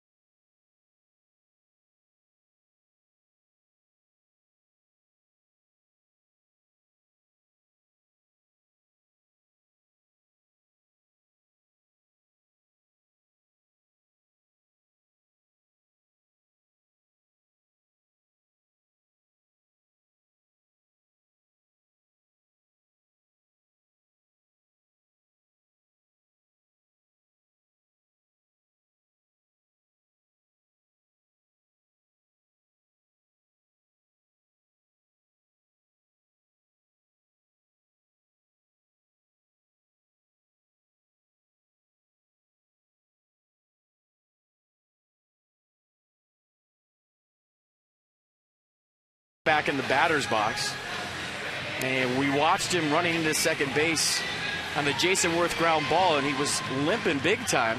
Here's the foul ball right here, right off the right foot, and then going into second base, he had a little hiccup in his giddy-up, and Trent Jewett asked him if he's okay. He kind of bailed out to right center field, and you can see him not going full speed right there. Little wince. Trent Jewett asking if he's okay, and he waves him off, says he's all right, and he's still in center field as we speak. And that's good considering the kind of game that he's had today with 3 base hits. Craig Stammen comes in. And Stammen making his 16th appearance this year. And a 2-seam fastball, slider, curve change. And the fastball in the low 90s. And Chris Herman pitch hitting to lead off the Twins' 11th inning. He is the last bench player that the Twins had. And Craig Stammen, the next to last reliever that the Nationals had. They have Cedeno in the bullpen, and that's it. 3-10-0 for the Minnesota Twins. 3-9-1 for the Nationals. And the count runs to 2-1 to Chris Herman.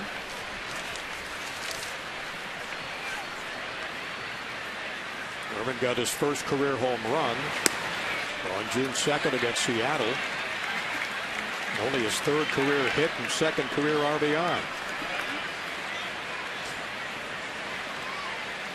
A lot of red marks across those names, huh? One left. Last man standing. Yeah. And Stammen loses Herman and walks the first batter he faces.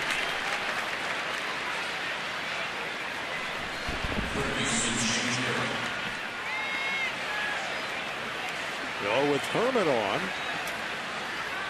And Jamie Carroll is hitless this afternoon with a walk. Also hit into a double play. Kind of hit and run last time. Let's see if they bunt this time. Yeah, he's showing early. Yeah, they got to. Well, last time Ron Gardenhire decided to go hit and run with Jamie Carroll. After Thomas climbed aboard on a leadoff single, you were thinking, well, it's the 9th inning. They're going to bunt Carroll for sure. One of the best bunters in all of baseball. Rolled the dice, went hit and run. Pretty 5-6-3 double play behind him. But this time he's scoring around. Watch it down the first base line. LaRoche takes it, will tag Carroll out. But he gets the job done. He gets Herman down to second.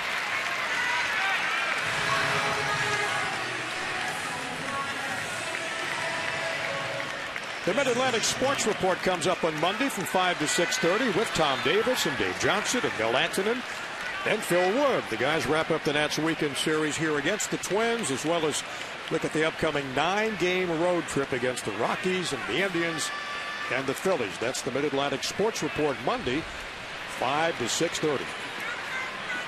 You knew that was going to play out right there. And I think that's why Ron Gardenhire didn't sacrifice Jamie Carroll the last time, because he knew it would take the bat out of Joe Mauer's hands. Ryan Doumit, one of the hottest hitters on the Twins club, is going to have a chance. We got a couple of tough customers coming up, Mauer and Doumit. And Josh Willingham. Twins have Herman down at second. There's one away. They're going to pass Mauer. Now a triple shy of the cycle today. A home run, a double, and a single. Now a walk, on base 4 times.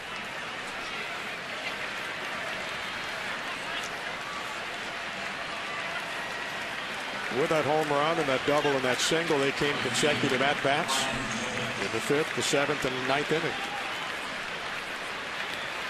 Well, the Twins threatening here in the 11th with Mauer at first.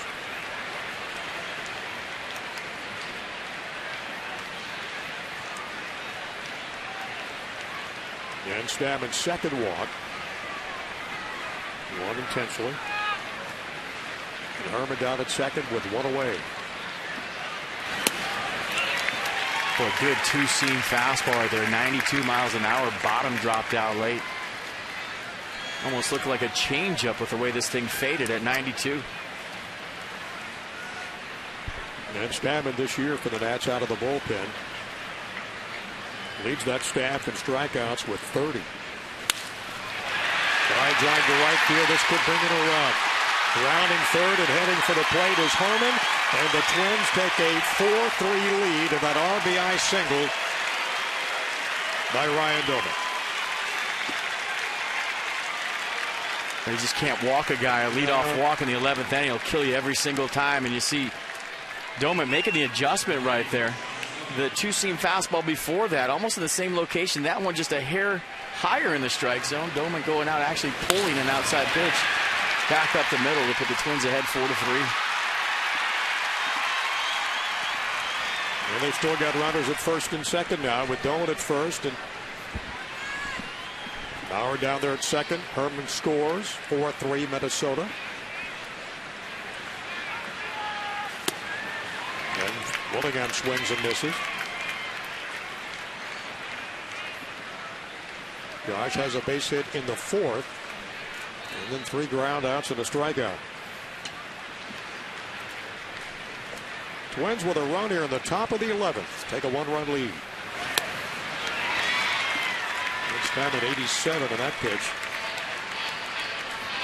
And it's no balls and 2 strikes.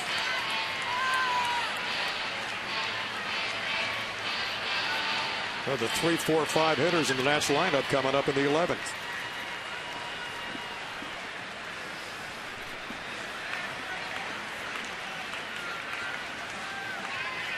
Stammen ahead in the count. That's 1-2. Escobar on deck for the Twins. And Perkins loosening up at the Twins bullpen.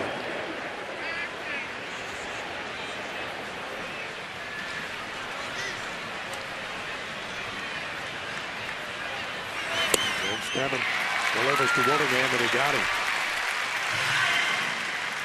Second time he struck out today, 2 down. And check out the strikeout pitch, 86 miles an hour. You see the fingers on the outside of the baseball, the slider down and away. Great shot in the Exmo, huh? Yeah, you just wonder. You remember in Atlanta when Stammen went 4 innings in that emergency outing for Steven Strasburg. He's had a couple of rough ones since then. 49 pitches. Yeah, this one is rough. I mean, lead off walk, sacrifice bunt, base hit. You just can't walk guys late in the game, but you wonder if that's had an effect on him, because he's been just lights out for this ball club for the last 2 years. That's baseball. They sure has. But how many times, FP, you walk a guy and he comes around to do some damage? Well, late in the game especially. Yeah. And that's what's happened in the 11th inning. Walt Herman came all the way around to score. And it's 1-2 count. Eduardo Escobar came into play second base and pitch hit. And got a base hit. Twins with a 4-3 lead here in the top of the 11th at Nationals Park. And the 1-2 pitch. Swing and a miss. And the Nationals in the bottom of the 11th. They got to bring up Zimmerman and LaRoche and Desmond.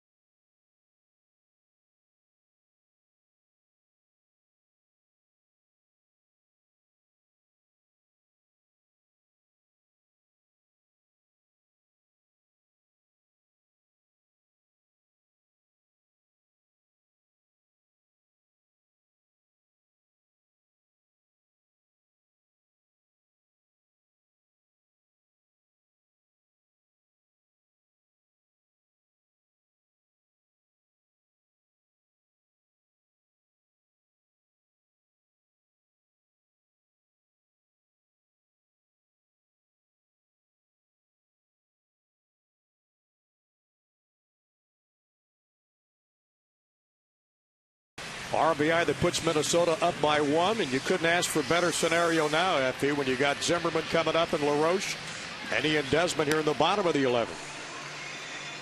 You got the heart of the order for Glenn Perkins, left-hander, 23rd appearance of the year. ERA at 2.91. See the walk to strikeout ratio, 34 strikeouts versus just 6 walks. So you know you're going to get a strike, but pretty consistent. Lefties 182, righties 182. 2-pitch guy. Fastball that averages 95 miles an hour and an 84 mile an hour slider to go with it. 14 pitchers have worked today's game. And it's up to Zimmerman to lead off, and in his 5th trip to the plate, he's 0 for 4. Now the dudes with some rally hats on. Yeah.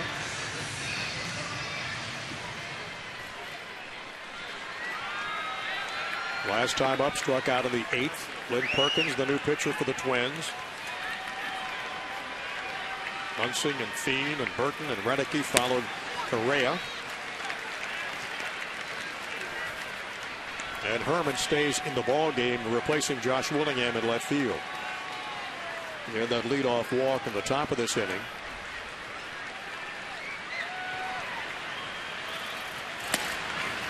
Nats just want to get a batter on, runner on.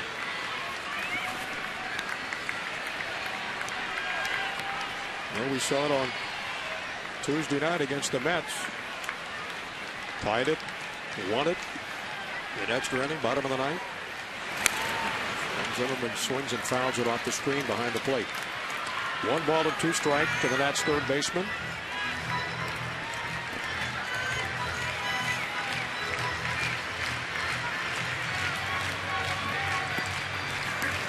Ball club plays 2 tomorrow against Minnesota in this interleague series. And not home until June 20th when the Rockies and the Diamondbacks come in. Bouncing ball to second. Escobar on to first, and the Nats retired. Zimmerman gone in the 11th inning. That's one away, and Adam LaRoche steps in. Well, LaRoche is due too. He's 1 for 4.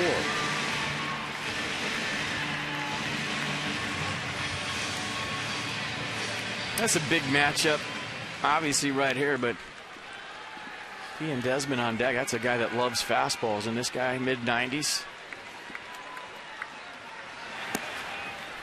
Still a long way to go with 2 outs left. Perkins making his 16th appearance for the Twins. Got 12 saves to his credit. Earned run average under 3 at 2.91. He works the count to LaRoche to 1-1 with 1 away. Minnesota 4, the Nationals 3, bottom of the 11th inning.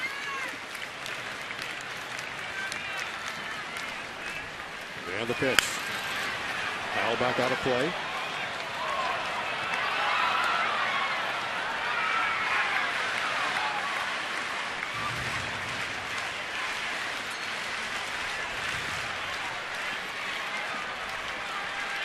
Perkins has given up 2 home runs out of the bullpen.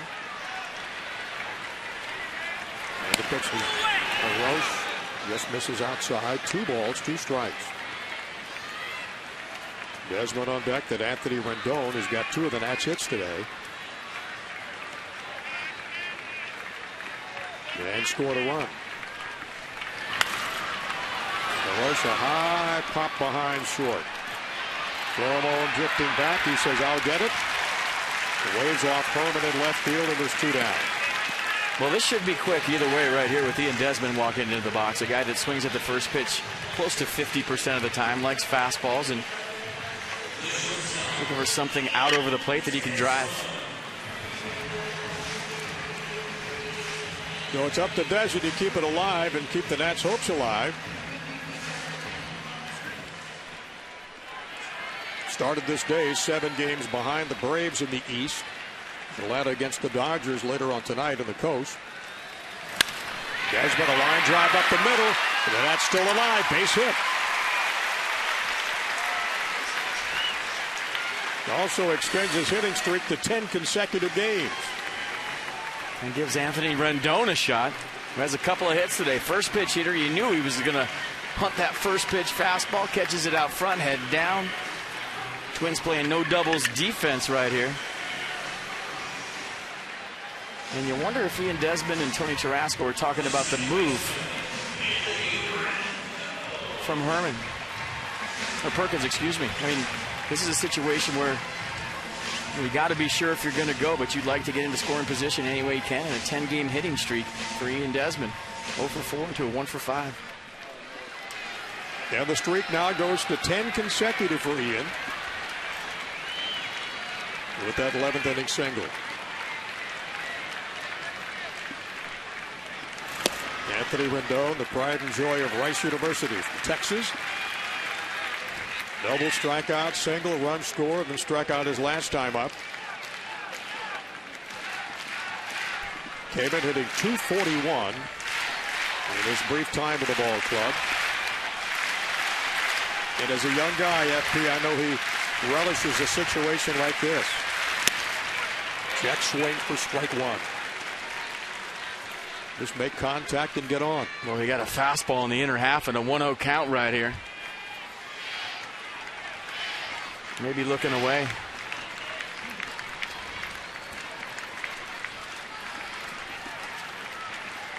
No Perkins, even with a count 1-1. And Rendon fouls it off at the plate. 1 ball and 2 strikes.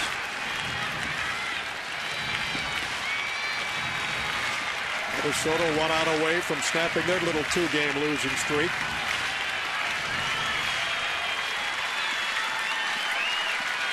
And the Nationals trying to get back on the winning track after dropping their last 2. Here's the pitch. Just missed. And it's 2 balls, 2 strikes. Good eye for Anthony Rendon.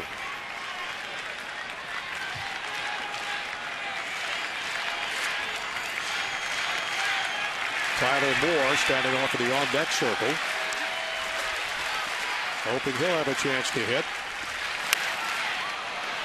Desmond got a great jump right there. That he did. Rendon, a 2-strike count, obviously has to protect, but watch the jump by Ian Desmond. That ball finds a gap. This game continues. And that's against a left-handed pitcher.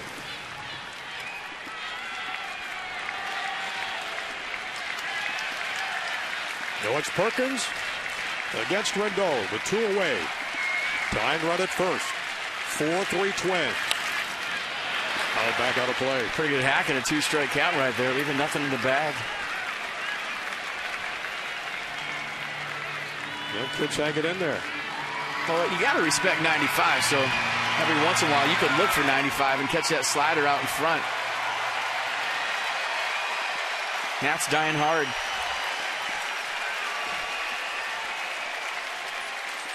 Here's the 2-2 pitch. Rendon, a line drive to left. On comes Holman to take it. And the ball game is over. And the Twins, with a run in the top of the 11th, have defeated the Nationals today with a final score of 4-3. For FP Santangelo and Julie Alexandria, I'm Johnny Holiday. Thanks for joining us today from Nationals Park. Be with us tomorrow for a doubleheader with Minnesota. Game 1 at 1:30 and Mass at 2 HD. And Game 2 tomorrow night. That'll be coming up at 7 o'clock at Mass at HD. And this has been a Masson presentation. The Nats will try to regroup and come back at you tomorrow. Stay tuned now for Nats Extra Postgame with Byron Kerr and Ray Knight. And that's coming up next.